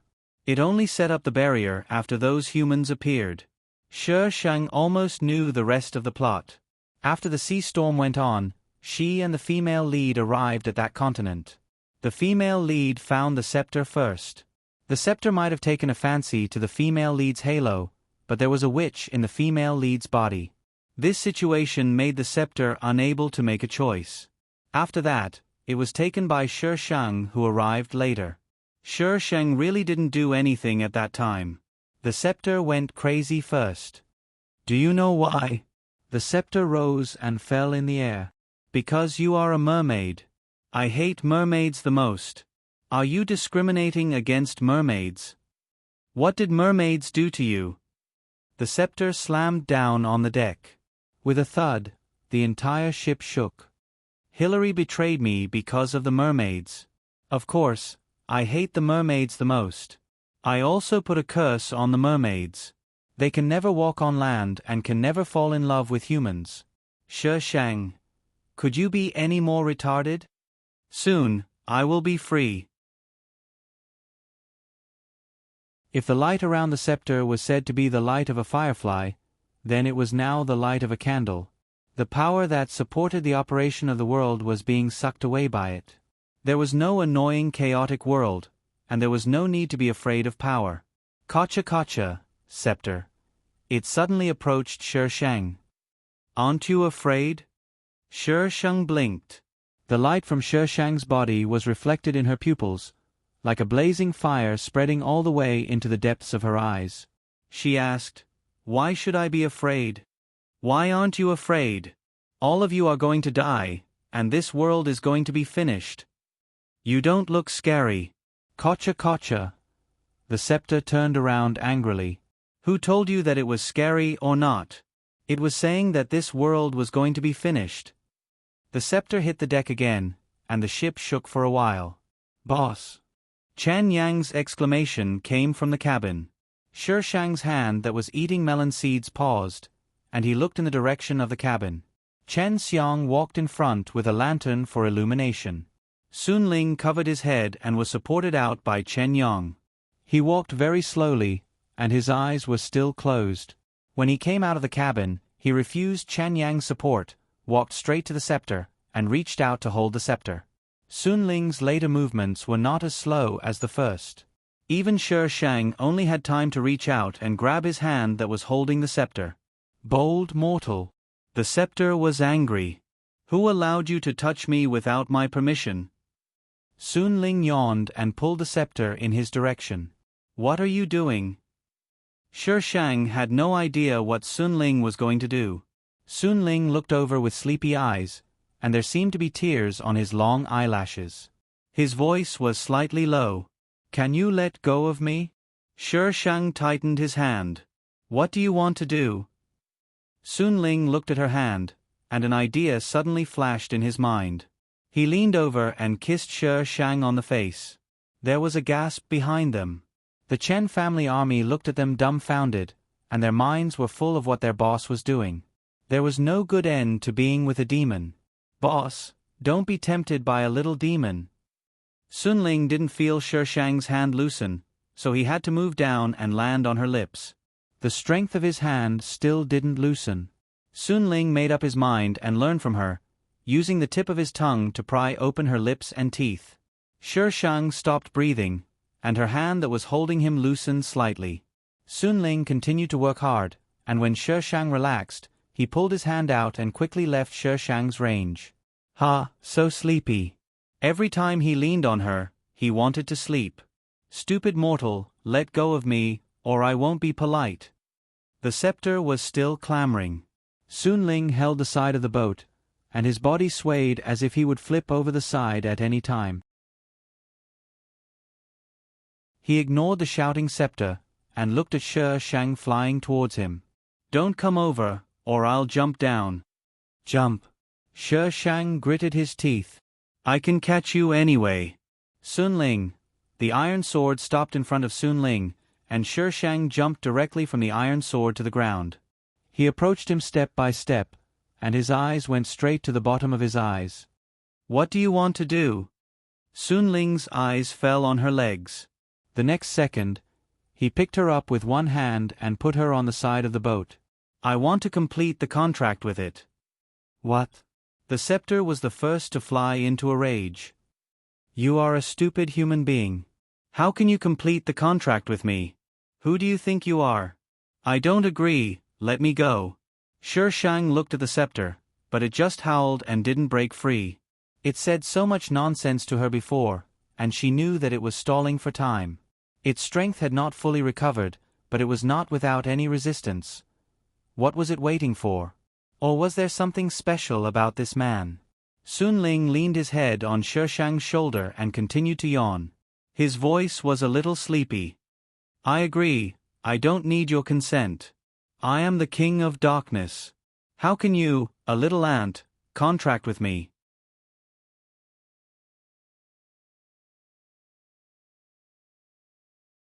Chapter 1672. By Sun Ling yawned, his eyes narrowed slightly. Crystal tears squeezed out from the corners of his eyes and hung on his long eyelashes. He paused for a few seconds. By this. The scepter probably didn't understand what Sun Ling was talking about. It didn't say anything for a while. If it could personify, the scepter should be looking at him strangely at this time. Sun Ling may be sleepy. His movements were so slow that it was like a slow-motion button was pressed. He still held the scepter in one hand, and a wound appeared on the fingertip of the other hand. Blood came out of his fingertip, and he dripped the blood on the scepter. Naive, how can I be contracted by you like this? The scepter was not afraid, but was a little proud. It was different from other things, and it was not suitable for it to be bound by blood. It thought that this ant had some hidden cards that it didn't know, but it didn't expect it to be so. Sun Ling turned a deaf ear to the scepter's words and concentrated on doing his own thing. After the blood was completely immersed in the scepter, Sun Ling let go of the scepter. The scepter immediately flew away. I said that an ant like you can't contract me. Now do you know how powerful I am? Sun Ling's half-closed eyes opened and stared straight at the scepter. There was no sleepiness in them, only clarity. He stretched out the hand that had just bled, his palm facing outward, facing the scepter. Light like silk emerged from his palm, intertwined and extended to the scepter. The whole space was illuminated by the light. The scepter was shocked and stepped back. What is this? Stupid human, what do you want to do? The light was very slow at first, but the closer it got to the scepter, the faster it got. The scepter seemed to want to step back, but it felt that the light was attractive to it and wanted to get closer. Not only the scepter, but even Shi Shang felt it. That strange affinity made people involuntarily want to get closer to the light. The calm sea rolled with waves, and the underwater creatures emerged one by one, surrounding the whole ship. They didn't attack, but looked up at the light that was as bright as the sun. Chen Yang and others had already looked away and retreated to the entrance of the cabin, as if they were going to run away if something happened. Shi Shang turned around and looked at the surface of the sea. More and more underwater animals were gathering. Some were normal, and some were abnormal. The only thing they had in common was that they all raised their heads to look at the light, like moths flying into a flame. But Sun Ling didn't seem to notice. The light wrapped around the scepter bit by bit. The scepter suddenly woke up and struggled violently. What are you? Let me go, you stupid mortal, let me go, you don't have the right to touch me, much less form a contract with me. The light pulled the struggling scepter in the direction of Sun Ling. The scepter's struggle seemed to have no strength at all. It was a little embarrassed by Shi Shang before. Although it was healed by the female lead soul, it was still a little weak now. Otherwise, it wouldn't be here talking nonsense and stalling for time. No. The rays of light seeped into his scepter. Each ray of light brought with it a power that made it feel comfortable yet dangerous. It wanted to resist, yet it also wanted to get closer. What kind of monster was this? How could there be such an ant? Sun Ling finally exerted force and pulled the scepter in with a whoosh. He opened his hand to hold the scepter and poked it on the deck. The rays of light quickly wrapped around him, forming a strange light array on the ground. Shi Shang had a bad feeling in his heart. He wanted to reach out and grab him, but the light flashed and the whole deck darkened. Sun Ling and the scepter were gone. Gone? How could they be gone? Where did they go? Where is he? Shi Shang looked at Chen Yang and the others at the entrance of the cabin. Chen Yang and the others' faces were slightly ugly, but they weren't desperate. Shi Shang was a little anxious and raised his voice a lot. Where is he? Splash. There was a sound of churning on the surface of the sea, followed by the sound of fighting. All the animals on the surface of the sea were killing each other, and the air seemed to be filled with a strong smell of blood.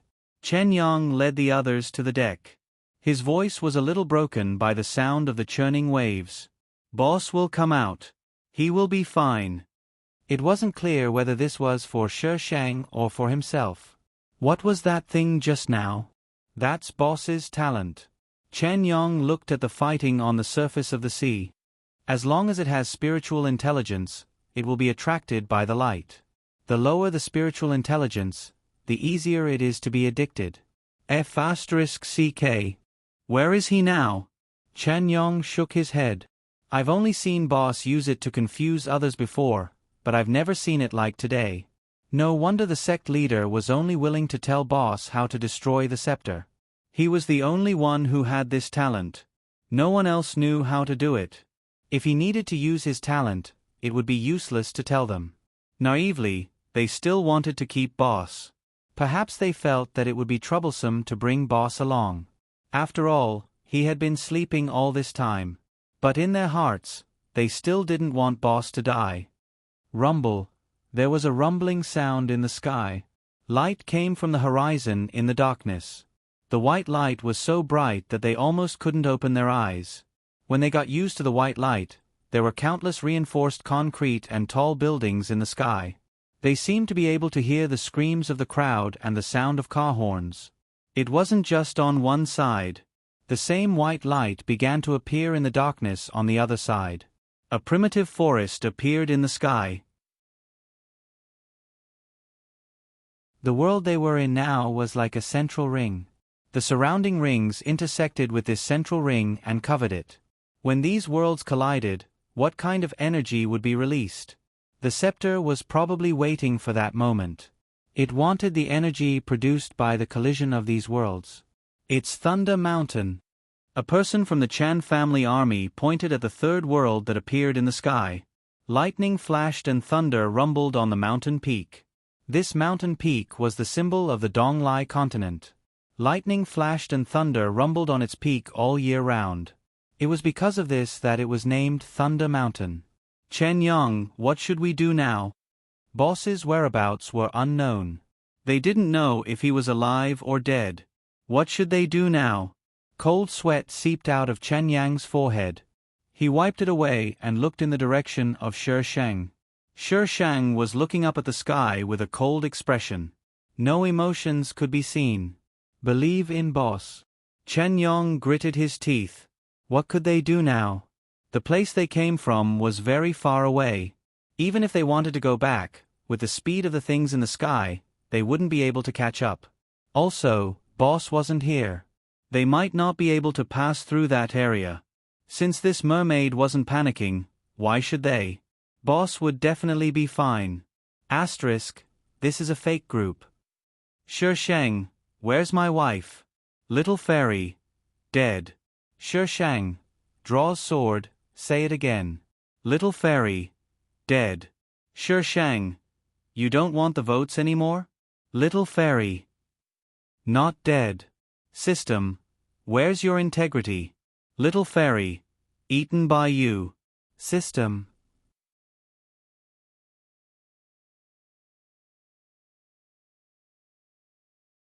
Chapter 1673.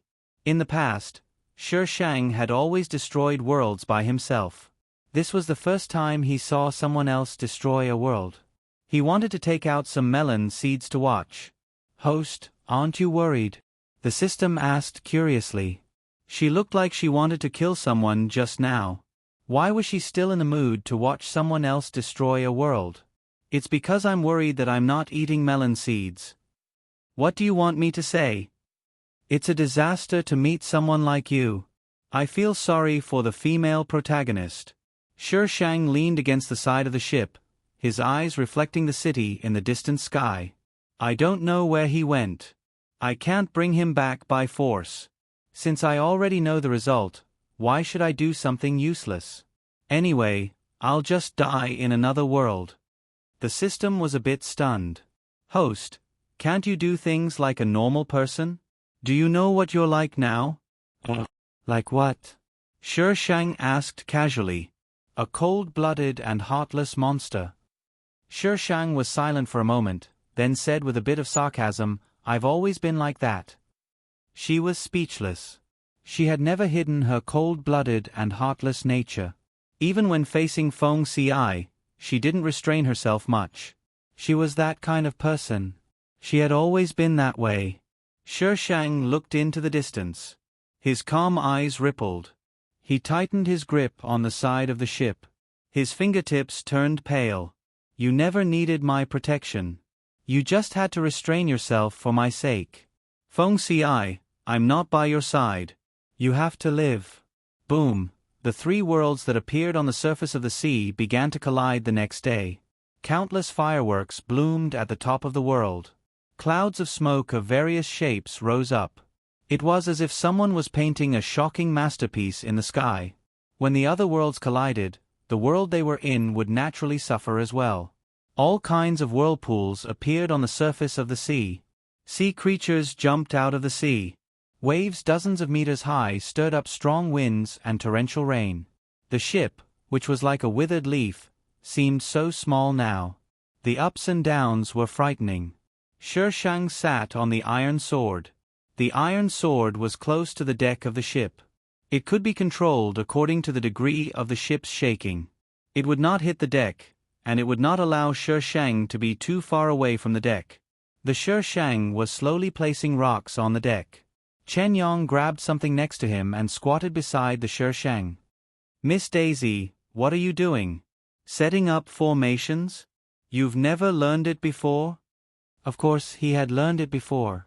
What he found strange was that the people in this world, no, the fish in this world, knew how to set up formations. From what he knew, there were no cultivators in this world. Since there were no cultivators and she was just a mermaid, how could she know the array that only cultivators knew? What's the use of setting up the array now? Chen Yong continued to ask. Once this world was destroyed, would they still be able to survive? Of course. Shang placed the stones in order. What's the use? Shang did not speak. She slowly set up the array. No matter how Chen Yong asked, she acted as if she did not hear him. On the third day, the entire surface of the sea was filled with falling flames. The surface of the sea was hot. Shang had already abandoned her iron sword and returned to the iron bucket. She could not stand the high temperature. She had to stay in the water. On the fourth day, things from these worlds began to fall into the sea. Occasionally, strange things would appear on the surface of the sea. For example, islands that suddenly appeared, ships that only had half of their bodies left, planes full of passengers, floating cities, primitive large creatures, and strange spaceships. There were also humans who suddenly fell into the sea. Some fell directly into the sea and were eaten by the sea monsters that fused with the sea to survive. There were also cultivators or espers like Chen Yong and the others. These people lived a little longer. The entire world was in chaos. Demons danced wildly. At this time, Chen Yong knew the purpose of the array. It was to protect the ship.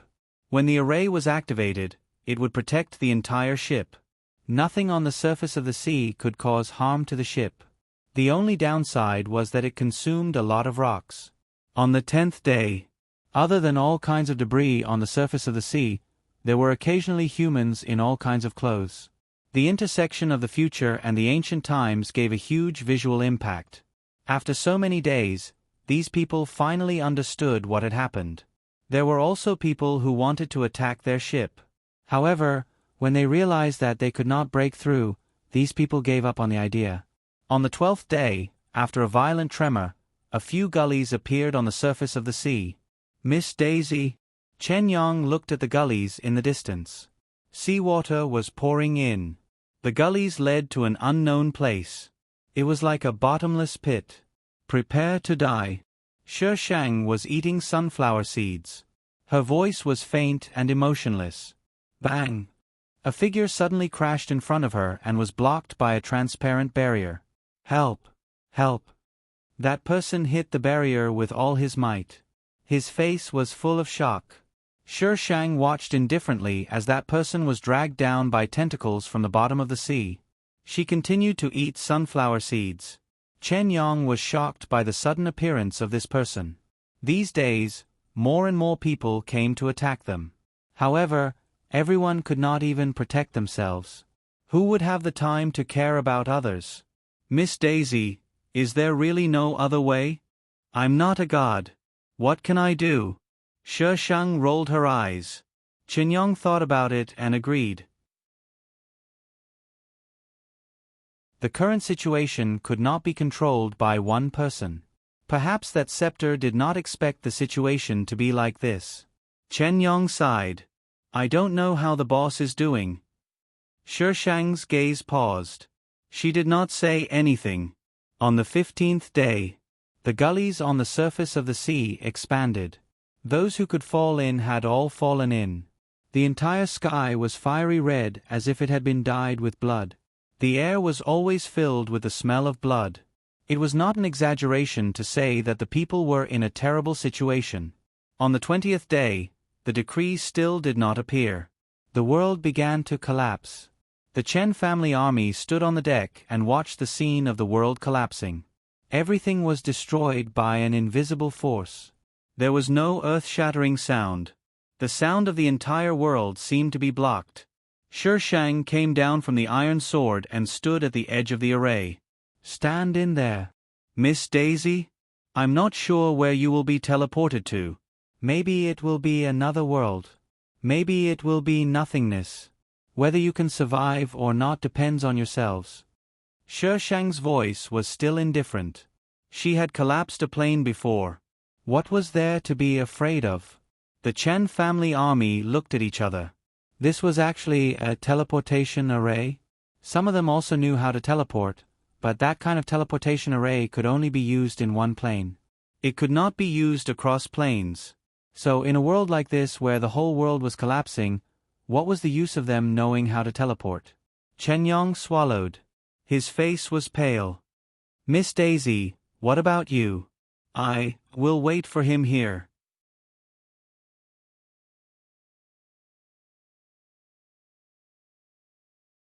Chapter 1674.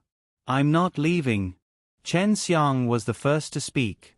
His voice was choked with sobs. I want to wait for boss here too.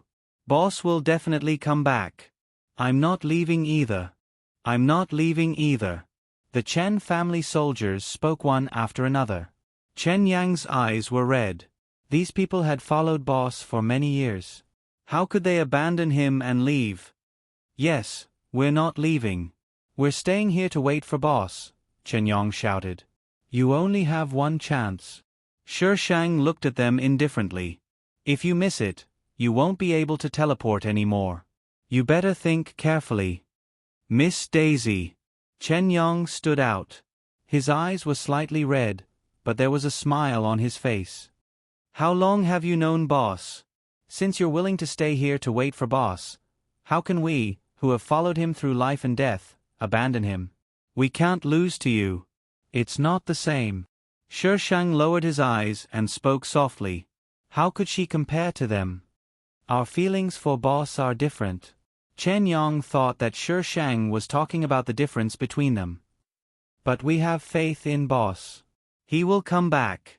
He was their boss. Their young lord. The man who was known as the #1 genius of the Donglai continent.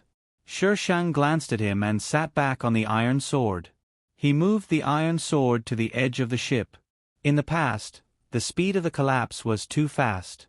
Shishang didn't have the chance to see what it looked like when a world collapsed.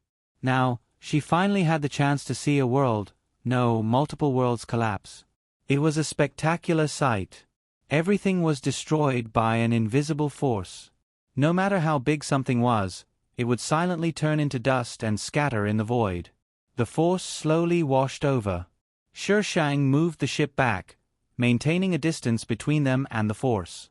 But in the end, there was no way back. Both sides had the same force. Shishang sighed. He put the iron sword back into the space and waited for the force to wash over. The Chen family soldiers stood behind in silence. None of them regretted staying. Even if they didn't see the person they were waiting for. The entire world fell into darkness. Chen Yong did not know where he was, nor did he know how long he had been drifting. When he saw the light again, he rushed towards it without a care for his own safety. Slow down, don't knock boss down. Hey, be careful. Senior brother Chen Yong, come and help me. Chen Yong turned around abruptly. Chen Xiang was waving at him from below the boat. There were a few boxes in front of him, and there were a few familiar faces standing beside him. Their boss was being carried past him. "Boss." Chen Yong rushed over. "Chen Yong, what are you doing? "Are you crazy? We're leaving soon." Someone at the side stopped him. "Hurry up and help. Third junior sister is waiting for you downstairs. Hurry up and coax her. She's crying so much. We might not be able to return this time. You have to explain clearly to third junior sister. Don't delay her." Chen Yong watched as Sun Ling was carried into the cabin. He was a little confused. What's going on? Wasn't he dead? The entire world was collapsing. However, Chen Yong saw people he was familiar with. He also saw his third junior sister who was in tears. Everything was exactly the same as when they left Dong Lai. Chen Yong finished talking to third junior sister in a daze and boarded the boat. There were many people sending them off below. People from all the major sects were there. Even the words they said were the same as before. Senior brother Chen Yong. Senior brother Chen Yong. A junior brother carried a large disc wrapped in cloth onto the boat. He panted and said, "This is what the sect master asked me to give to you. I hope you have a smooth journey." Chen Yong didn't need to look to know what it was. It was the 9 revolving astrolabe. He looked at the sect master below. The sect master smiled and waved at them. 9 revolving astrolabe. Chen Yong suddenly thought of something. He took the 9 revolving astrolabe and ran into the cabin. Sun Ling was placed in the original room. He went in and shook him directly. "Boss, wake up, boss. Boss, wake up. Boss." Chen Yong shook him for a long time before Sun Ling slowly woke up. "What are you doing? Have we arrived?" Chen Yong put the 9 revolving astrolabe next to Sun Ling. "Boss, you still remember, right? You saved us, didn't you?" Sun Ling blinked. The sleepiness in his eyes was a little strange. "You remember?" Chen Yang's heart stopped for half a beat. Sun Ling sat up. "How do you remember?" Chen Yong took a deep breath. "Because I also touched the 9 revolving astrolabe. The last time they set off, he also took the 9 revolving astrolabe. He accidentally opened the cloth wrapped around the 9 revolving astrolabe and touched it.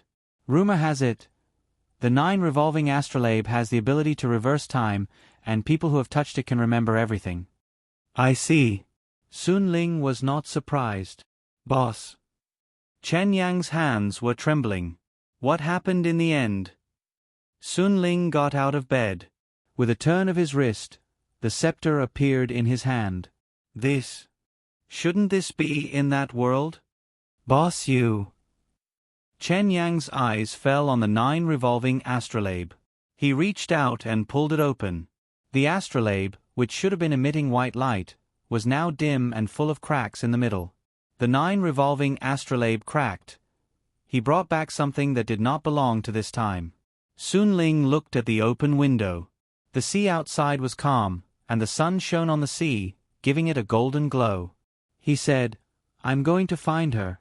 The disappearance of the scepter almost changed the course of all the worlds. When they appeared on the sea at the same time, they did not encounter the original storm, nor did they see the original land. Sun Ling stood on the deck with the scepter in his hand.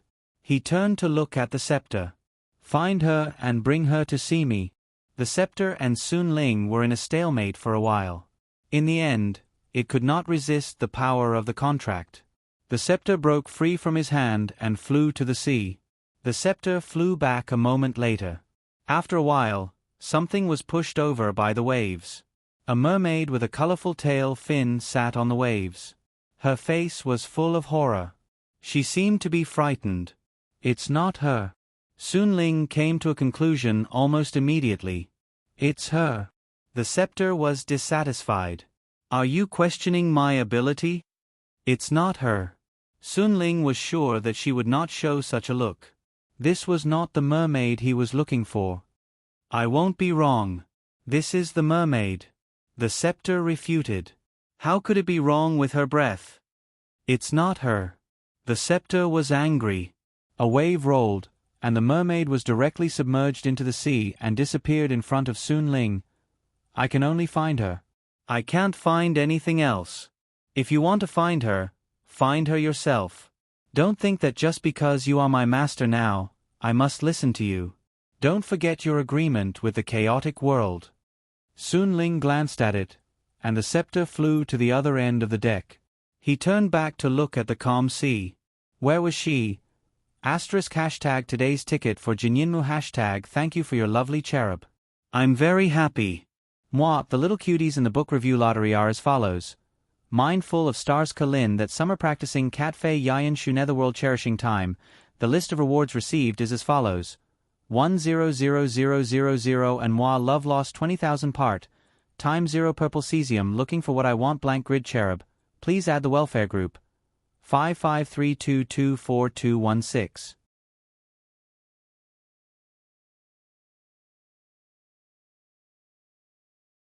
Chapter 1675. Sister, there's a ship on the sea. A mermaid with a fiery red tail swam to a mermaid with dark purple hair. There's a man on it, he's very good looking. Really? The mermaid with dark purple hair was surprised. Really, many sisters have gone out to sea. Should we go and see? Okay. The two mermaids swam towards the sea and met many other mermaids who were also going up. A large ship was floating on the sea, and a man in blue stood on the ship. He held a scepter in his hand and his eyes swept over the mermaids. Sister, look, isn't he very good looking? He's better looking than all the humans I've ever seen. The mermaid with a fiery red tail looked obsessed.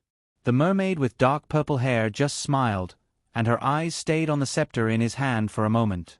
She felt that the scepter didn't give her a very good feeling. What is he looking for? I don't know. Let's get closer. Hey, don't go over, that's a human. The mermaids were noisy, and no one noticed a mermaid with a dark blue tail on the edge. Her tail fin had returned to its dark blue color, and she looked at the man on the ship strangely. Was this the human she saw last time? She also followed the mermaid and approached the ship. There were many people on the ship, and they were all lying on the side of the ship looking at them. But these people just looked at them, and they were quite surprised. They didn't look crazy like other humans who saw them. She looked up at the godlike man on the ship. The man lowered his head slightly, and his deep eyes swept over her, pausing slightly for 2 seconds. She suddenly stopped breathing and stared at the man without blinking. The man withdrew his gaze and turned to leave. The people lying on the side of the ship also left with him, and the ship sailed away into the distance. The merfolk were all talking at once. Some merfolk followed, but the boat was swimming faster than them, and they soon lost track of it. Sun Ling looked for a long time on the sea, and even met Cynthia, who was still on the ship, and Myron, who was still a pirate. The trajectory of their lives had also changed. Sun Ling wasn't interested in these people, he just wanted to find her. But he almost walked all over the sea, and still couldn't find that person. Chen Yong looked at the man standing on the deck and hesitated for a moment before walking up. Boss. Yes. Sun Ling responded, and the scepter proudly floated to the side. It didn't want to be associated with stupid mortals. Chen Yong and Sun Ling looked at the distant sunset together. It was as bright and dazzling as blood, just like the catastrophe he had experienced. Boss. Chen Yong pondered for a moment. There was something Miss Daisy said at the end. I don't know what it meant, but I think she said it for you. He had wanted to tell Sun Ling this for a long time, but he always felt that something bad would happen if he said it, so he never told Sun Ling.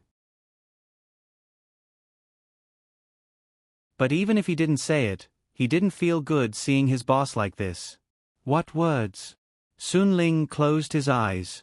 She said, I shouldn't have let you mess around. See you in the next world, Claire. Even though Chen Yong was just calmly narrating the sentence, Sun Ling could still picture her saying it in his mind. Sun Ling stood still. Chen Yong wanted to call him, but he swallowed his words. After repeating it several times, Chen Yong finally sighed and left the deck. The sea breeze blew gently, blowing the man's blue clothes, and the wind seemed to bring her whispers. Sun Ling raised his head, and the last ray of twilight disappeared from his pupils, and the whole world fell into darkness.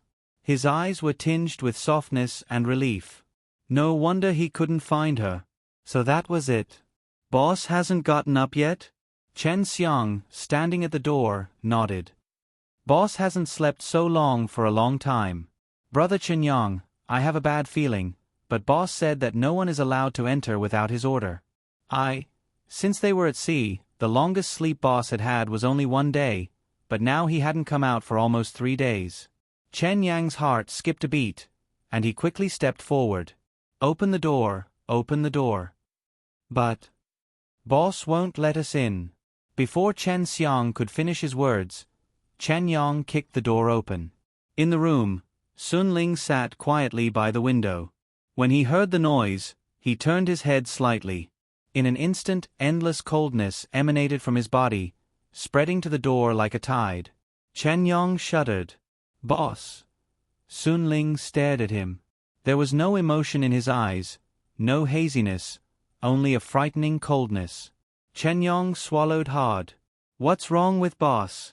The scepter stood in the corner, looking at the person at the door like he was an idiot. Was he stupid? It was all so stupid. Ever since he came back from the deck that day, he had become so strange. He was even scarier than that hateful mermaid. That mermaid was only a little scary when she looked at people occasionally. Most of the time, she was indifferent and casual. It only made people feel that she was a little unattainable, and didn't have the feeling of being in hell at any time. Sun Ling retracted his gaze and looked at the sea. A force pushed Chen Yang and the others out of the room, and the door slammed shut. Chen Yang didn't come back to his senses for a long time. Boss didn't go crazy, did he? Chen Xiang came back to his senses first.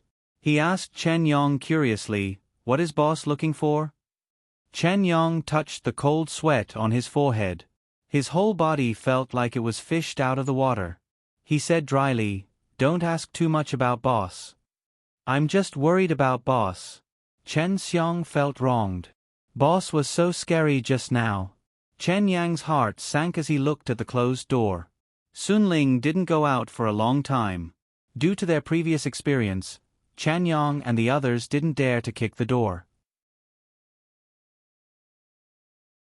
But one day, they found that the ship was heading back to where they came from. Chen Yang couldn't sit still. He braced himself and knocked on the door. But after knocking for a long time, there was no response. Chen Yang didn't care how scary his boss was now and used his body to knock the door open. In the room, a man was lying on the ship, not making a sound.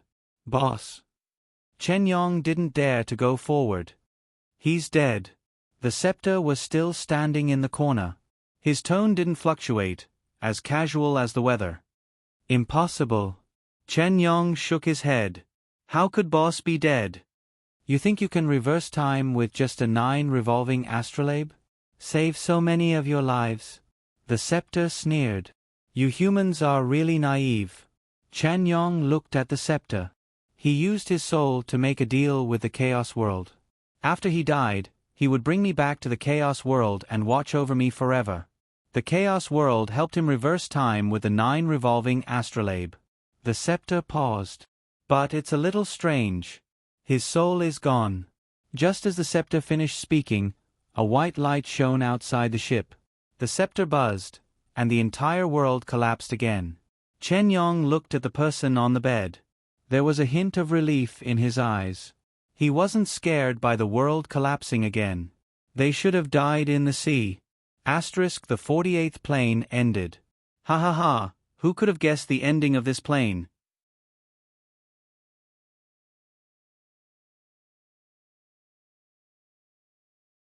Chapter 1676. Everyone knows that I'll lose a level if I kill you. You little b Tsech. How dare you resist? Look at yourself in the mirror. It's your fortune that I took a liking to you. Why are you still pretending? The angry scolding was accompanied by a heavy kick to Shang's body. She was woken up by the pain. Damn it, which psychopath dares to kick me? I don't want my feet anymore. Why are you pretending to be dead? Get up. Another kick landed on Shishang's body. Shishang opened her eyes abruptly and saw a large leather shoe coming toward her face. Damn it! I've never heard of hitting someone in the face before. Shishang rolled to the side with all her might. She immediately felt like she had been pricked by something. Ah, which psychopath threw pushpins in the room? Damn it, it hurts so much. Humph, you still dare to pretend to be dead? Weren't you quite fierce just now? Why aren't you fierce now? Let me tell you, you can only survive if you listen to me. The man spoke arrogantly. His voice was so piercing that Shishang's eardrums hurt. No, she was hurting all over. Shishang brushed away the pushpins on the floor and moved to a safe place with her hand. Shishang looked at her small hand and froze. This hand. It was a little too small. Shishang quickly looked down at her chest. It was flat. A wide expanse of flat land. With such small arms and legs, she was definitely not older than 12 years old. Shishang swallowed her saliva. What kind of body was this? Calm down. Calm down. Wasn't it just a little small? Calm down, my foot. It was fine that she had an inexplicable identity in the past, but now she had a child. I'm talking to you. Can't you hear me? Answer me. The man waited for a long time but did not hear anything. He was getting impatient. Shishang was irritated by the voice. Her gaze moved up the well-made trousers. Standing not far away was a man who looked to be in his 30s. He exuded the aura of a nouveau riche, the richest nouveau riche in the world. Why was there such a psychopath in modern society? Why didn't he stay in a mental hospital? Why did he come out to harm little girls? Call the police. Call the police. She definitely had to call the police. What are you looking at? The man snorted. Let me tell you, Yao Yi. You're in the Yu family now, not the Yao family. Do you think you're still that little princess? Reflect on yourself. Psychopath. Eyes soared. No, it hurts. I can't move. The man turned around and left the room. The door closed from the outside, followed by the sound of the lock. Shishang gritted his teeth and said, Just you wait. I'll go to you and reflect on myself right away. Butt face. Medicine. Medicine. Medicine. Medicine. Medicine. Medicine. Check it out. Shishang. Crazy. Has butt face been infected by that psychopath? You're the crazy one. The system threw a bottle of medicine at Shishang. Shishang applied ointment on himself. There were many wounds on his body, but the most shocking one was the wound on his forehead. This was probably the cause of death of this body. Shishang applied the medicine and waited for it to take effect.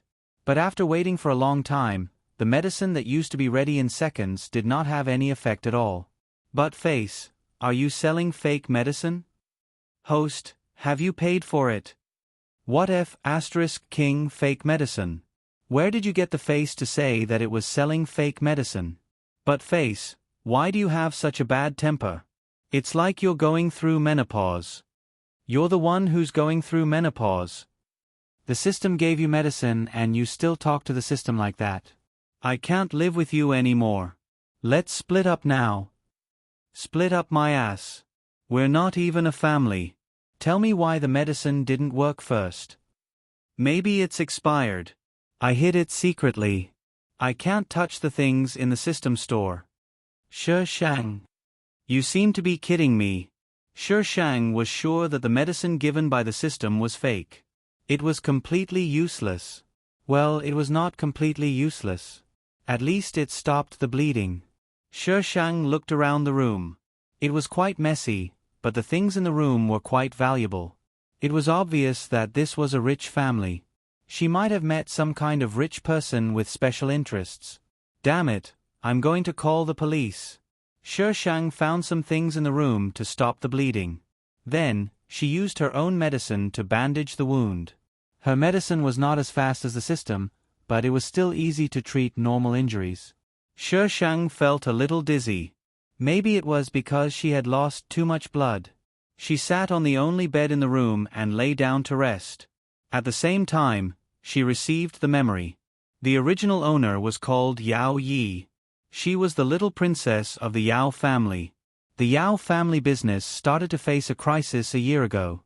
At that time, the Yao family was still able to hold on. But 3 months ago, the Yao family business was already on the verge of collapse. In order to save the Yao family, Yao Ye's parents sent her and Yao Hua to the Yu family's third young master. He was the retard who beat her up just now. Oh right. Yao Hua was Yao Ye's twin sister. Yao Hua was luckier than Yao Yi. She met Yu Yao, the successor of the Yu family.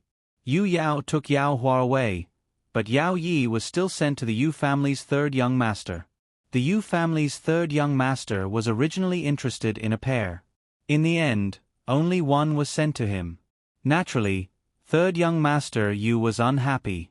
However, he did not dare to challenge Yu Yao. Thus, he could only let the original owner, who kept resisting him, bear his anger.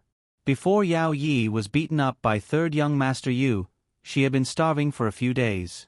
Now that she was beaten up, she was going to die. The original owner's last wish was to take revenge on third young master Yu and live well. It was a very simple wish.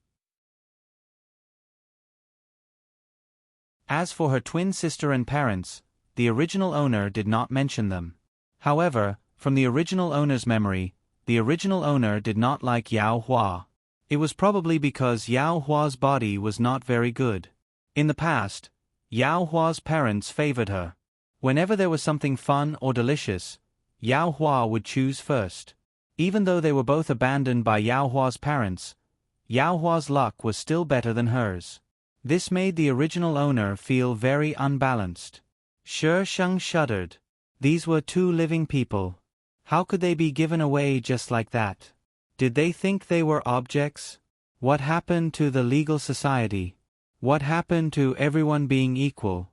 This was the legal system on the surface. There were countless dirty things going on in the dark. The original owner was only 11 years old this year. That retard was almost 23 years old. Third young master, you looked a little too old, but he was really only 23 years old. If the man was 33 years old and the girl was 21 years old, this would not be a problem. However, the original owner was only 11 years old. A child. It was illegal. This baby was scared to death. Shi Sheng asked the system to give her the plot. However, the system was not online. She did not know when it had gone offline. Shi Sheng called it a few times, but it did not respond. Now, she could not force the system to turn on again.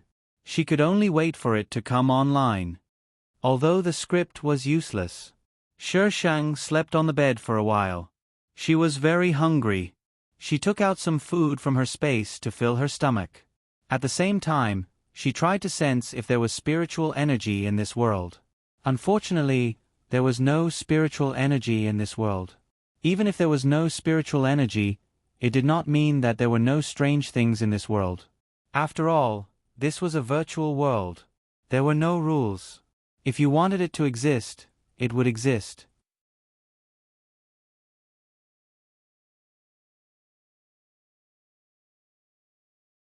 Chapter 1677. The background of this world was a little different. The leader of the country was neither the chairman nor the president, but a member of the royal family. The technological development of this world was more advanced than that of the ordinary world. The Yu family, on the other hand, was one of the top nobles in this country. They had a say in the royal family, and the law was only applied to the commoners. The nobles and officials were not restricted by the law. Even if they killed someone, they could get away with it easily. This was also the reason why third young master Yu dared to accept people sent by others. Everyone in the Yu family lived together, and the whole Yu family could be described as a manor. The one with the most authority was Old Master Yu. However, this Old Master Yu lived in the main house of the manor, while the others lived in the villas near the main house. This was also the reason why third young master Yu dared to brazenly bring a young lady home. The villas were equivalent to private property, and no one would barge in for no reason. Other than old Master Yu, the next heir of the Yu family, Yu Yao, had the most authority. This heir was a genius, and his resume could be written into a book. Old Master Yu had already announced that he would be the next heir of the Yu family, so in the Yu family, Yu Yao's authority was second only to old Master Yu's. Shi Sheng thought that this person might be the male lead. He had to wait for Buttface to come online to check the plot. Although the plot was useless, it could still help him avoid trouble. Shi Sheng stayed in the room for 3 days to recover. During this time, third young Master Yu did not appear.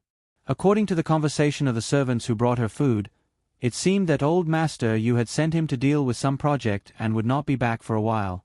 Shi Sheng was not in a hurry to leave to kill third young Master Yu, so she stayed to recover. Young Master, you will be back in a while. You have to be careful. If something goes wrong, even I can't save you. Yes. Hurry up and get to work. The butler turned and opened the door to Shi Sheng's room. Shi Sheng was sitting on the bed in a daze. When she heard the noise, she just looked over with an expressionless face. The butler frowned. She was just a child, and he did not take her seriously. Miss Yao, young master, you will be back in a while. Please get ready. The butler asked the servants to bring in 2 sets of clothes. Shi Sheng looked at them and did not respond. The servant put down the clothes, and the butler said again, Miss Yao, if you don't want to suffer, then be obedient, lest you anger the third young master. Shi Sheng pursed his lips.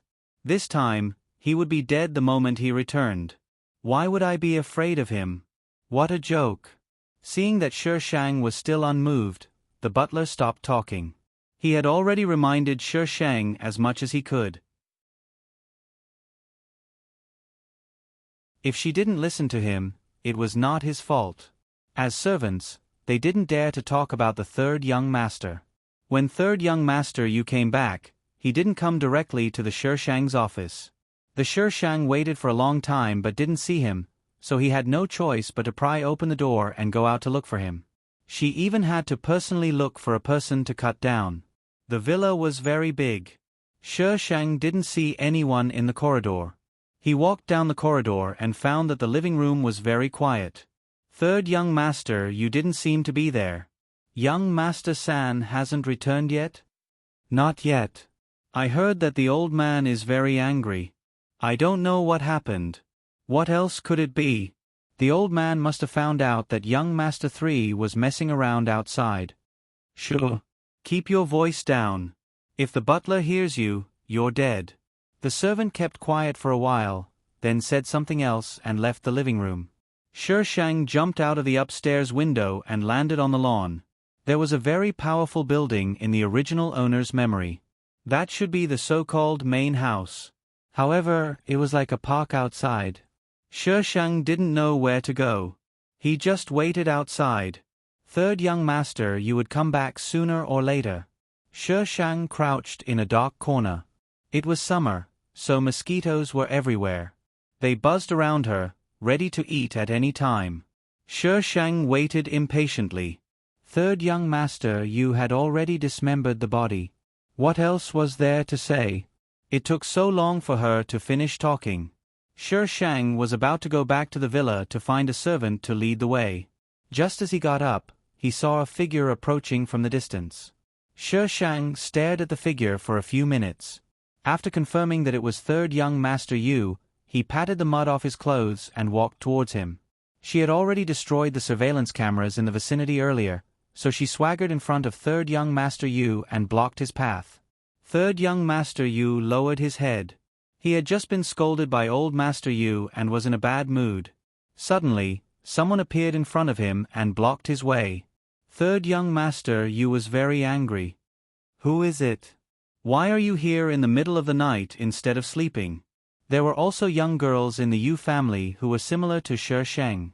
It was too dark, and third young master Yu didn't look carefully, so he didn't connect the person in front of him with the person he had locked in his room to reflect. It's me. Young Master Yu, have you forgotten? Didn't you say that I was your sweetheart? How can you forget me in the blink of an eye? Shi Sheng said in a strange tone. What sweetheart? I'm going home to find you. Third young master Yu paused and looked at Shi Shang. The darkness in his eyes dissipated a little. Yao Yi. I thought that young master Yu didn't bring his brain with him. I didn't expect him to bring his brain with him. What are you doing here? Who let you out? Third young master, you didn't think that a 12-year-old girl had come out of her own accord. Take a guess. Third young master Yu's anger flared up, and his voice sounded somewhat sinister in the darkness. You really have guts, daring to wait for me here. Yao Yi, you're the one who delivered yourself to me. Shi Shang took out his iron sword and a cold light flashed across it. I delivered myself to your doorstep, young Master Yu. If I can't kill you today, I'll take your surname. A black car was parked in another corridor. It silently blended into the night. If one didn't pay attention, they wouldn't be able to see it at all. Third young master, should we stop them? The driver turned his head and asked the person in the back seat. A black figure sat in the back seat with his arms crossed. He looked out of the half-opened window. The shadows of the trees swayed, and he could vaguely see the scene on the other side. The man was forced into a corner by a person who only reached his waist. He seemed to be shouting in panic, but unfortunately, no sound came out. The man didn't make a sound, and the driver didn't dare to make a decision. He could only look at the crime scene with fear in his heart. How could a child be so scary? Third young master? It would be too late if he didn't stop them now. The man in the back seat looked away. The window closed silently, and the scene outside became blurry. A low voice sounded in the car. Go to the main house. Driver. Was he not going to care? The driver swallowed. That was the young Master Yu of the Yu family. Was it really okay to leave him alone like this? The driver sensed that someone was looking at him. His back stiffened, and cold sweat broke out on his forehead. He hurriedly started the car. The car started silently and disappeared into the night like a ghost. Asterisk, please give me a monthly ticket.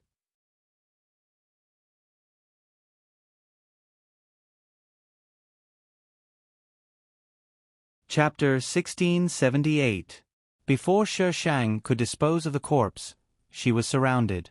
Countless lights shone on her as black-clothed bodyguards with guns quickly surrounded her. Shi Shang. What the hell? Where the hell did these people come from? Why didn't they make any sound when they walked? A car stopped behind the bodyguards. Panicked footsteps could be heard. A few figures came in from behind the bodyguards. One of the well-dressed women saw the person lying beside Shi Shang's feet. She was so scared that her face turned pale and she almost fainted. If the man beside the woman didn't support her, she would have fallen to the ground. Catch her! Catch her! The woman pointed at Shi Shang and roared. Shi Shang, wait, what's going on? Where did she come from? At least give me an explanation. I was a little confused now. The bodyguards in black heard her and immediately went forward to catch Shi Shang.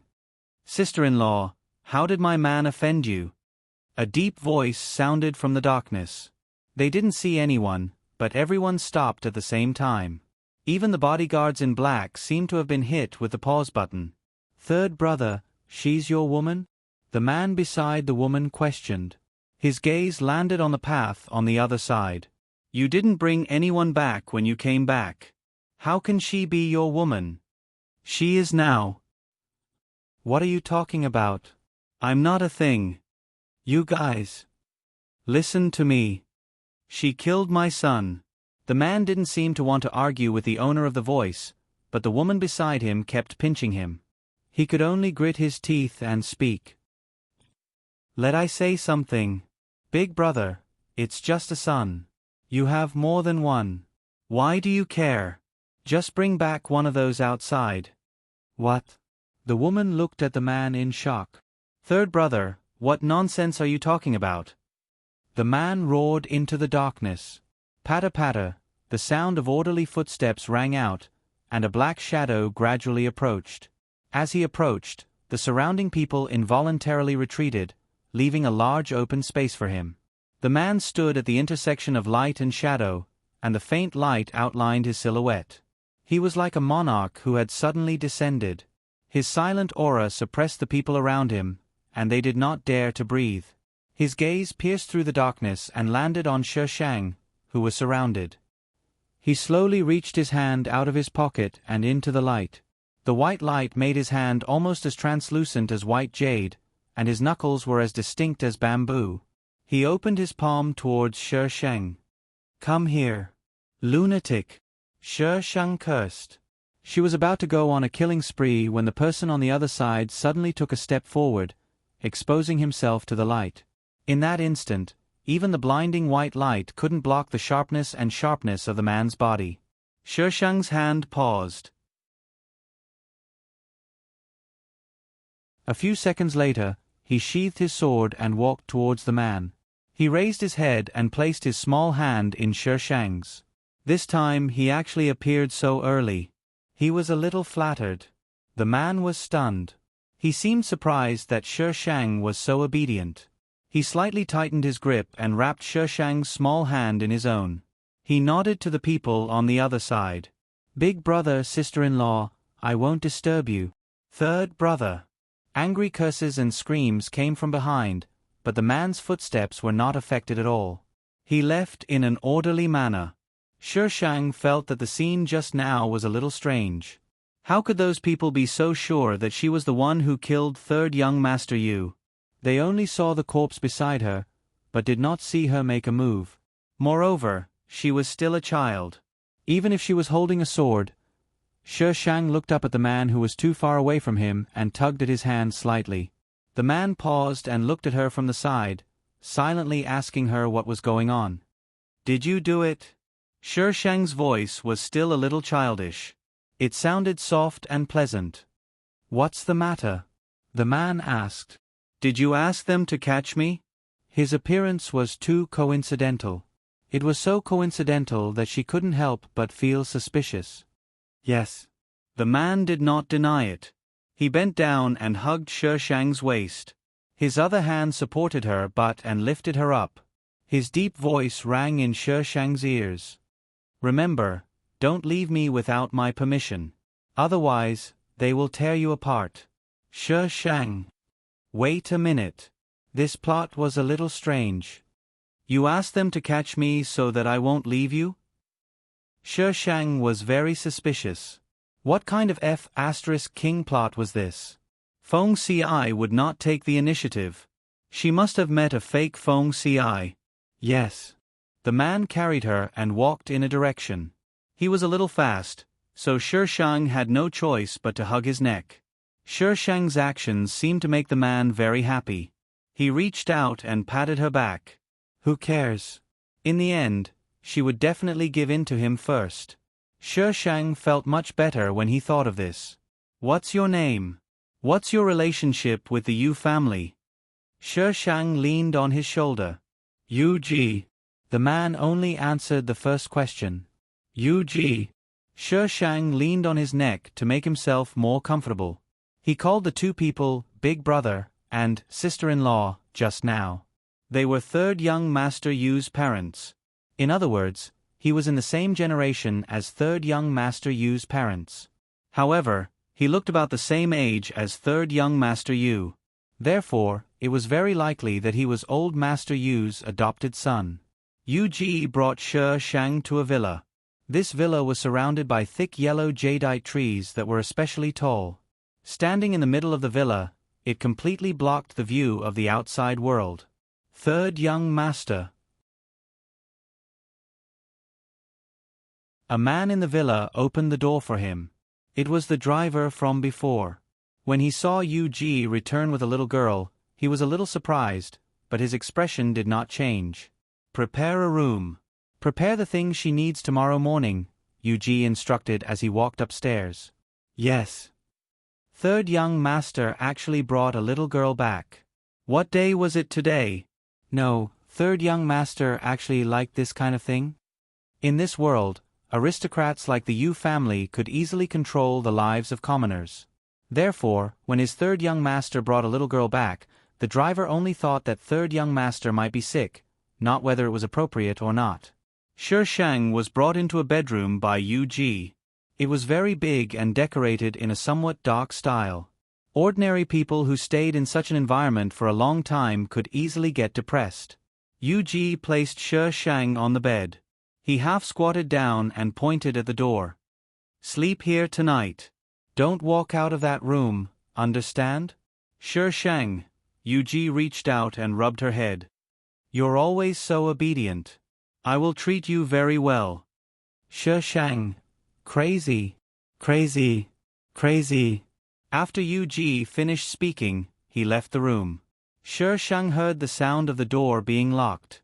He had actually locked the door from the inside. Fuck fuck fuck fuck fuck fuck. Shi Shang walked to the window. Before he could touch the window, a layer of steel fell from above. The entire room almost turned into a secret room. What if I met a crazy person? The scariest thing was that this crazy person was his daughter-in-law. What could he do when his daughter-in-law was crazy?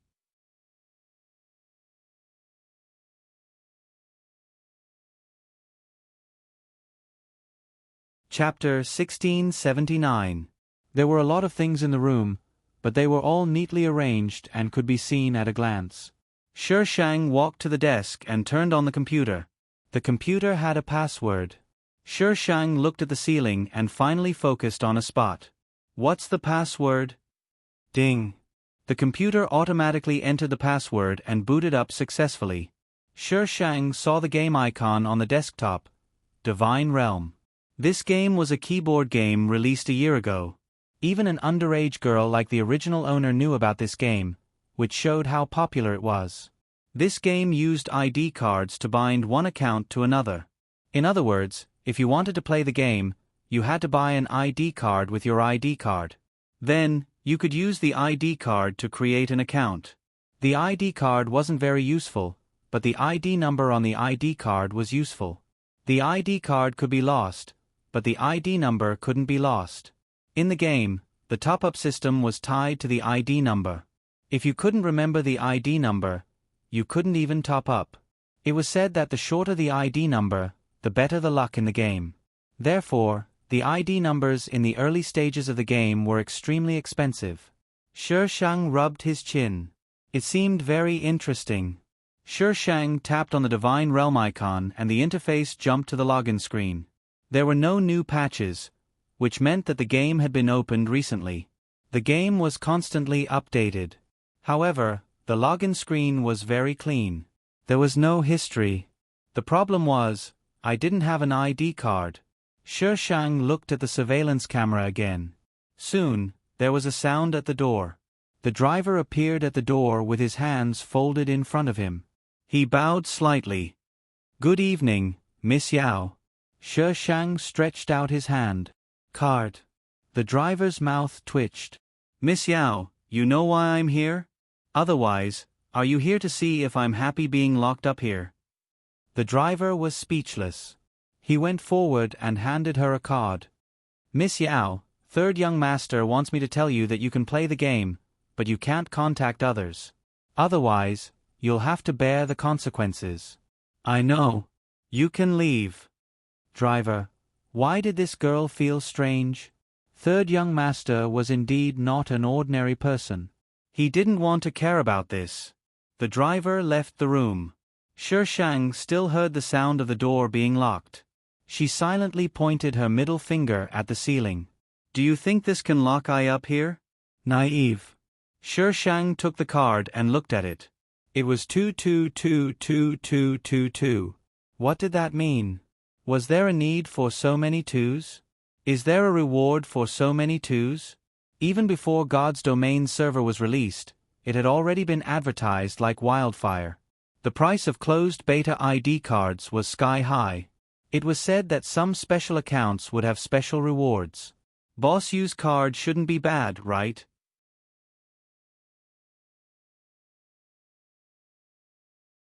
Shi Shang entered his ID number, and the page jumped to the character creation interface. When creating a character, he could pinch his own face. Shi Shang looked at his bun face on the screen and decisively chose to create the character automatically.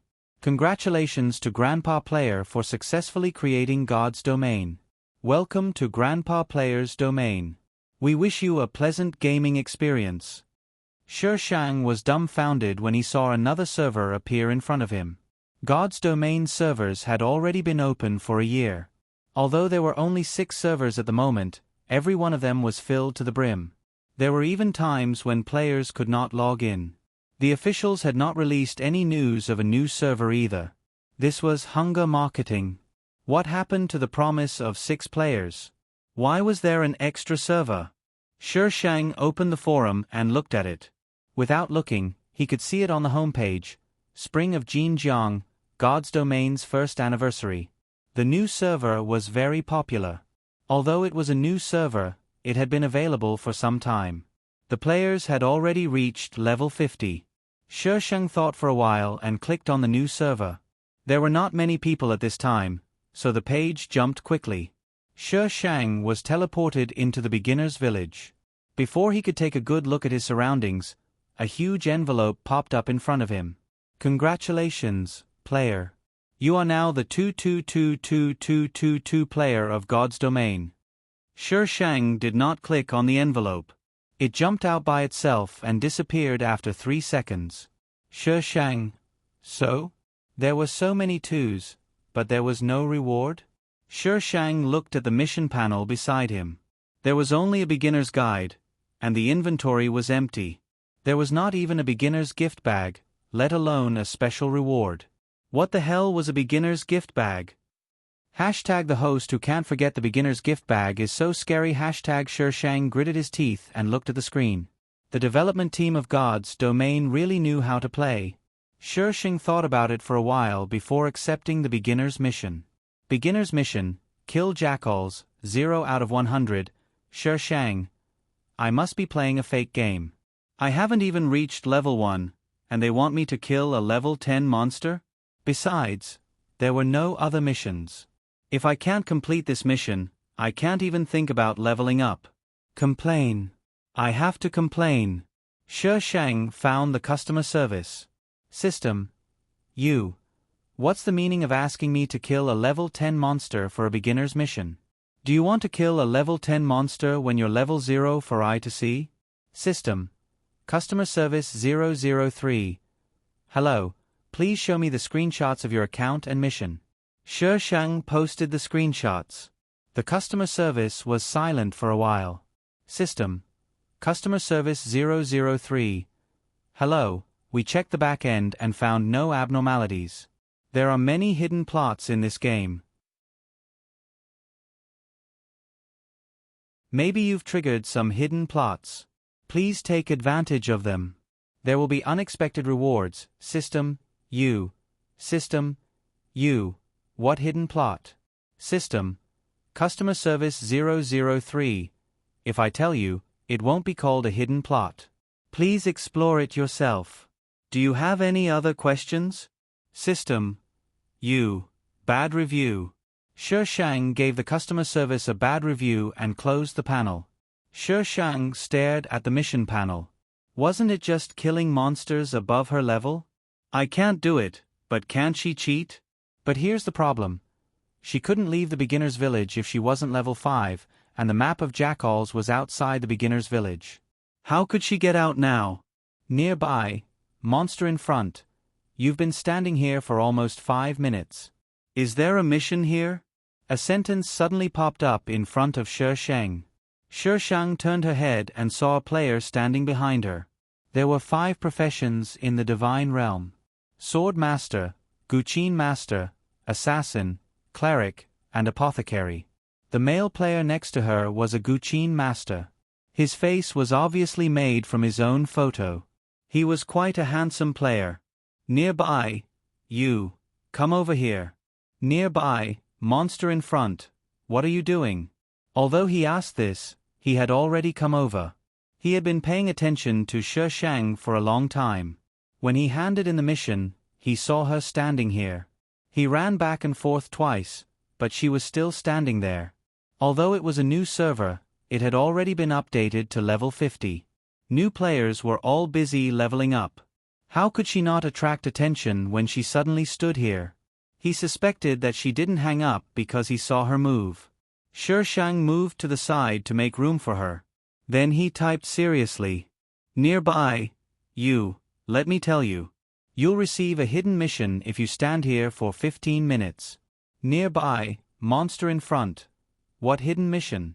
Why haven't I heard of it? Nearby, I already said it's a hidden mission. How can it be called a hidden mission if it's found out? Asterisk hashtag today I'm looking for a ticket for Heatherflower hashtag this article will be limited tomorrow, so Chera players don't have to wait for the update tomorrow. There will be an explosive update the day after tomorrow. That's right, you guys are looking forward to it. It's even more shameless to ask for rewards. Ha ha ha ha. You're tuning in to the Narrate and Escape YouTube channel. Don't forget to subscribe and join us on this journey to catch the most captivating stories.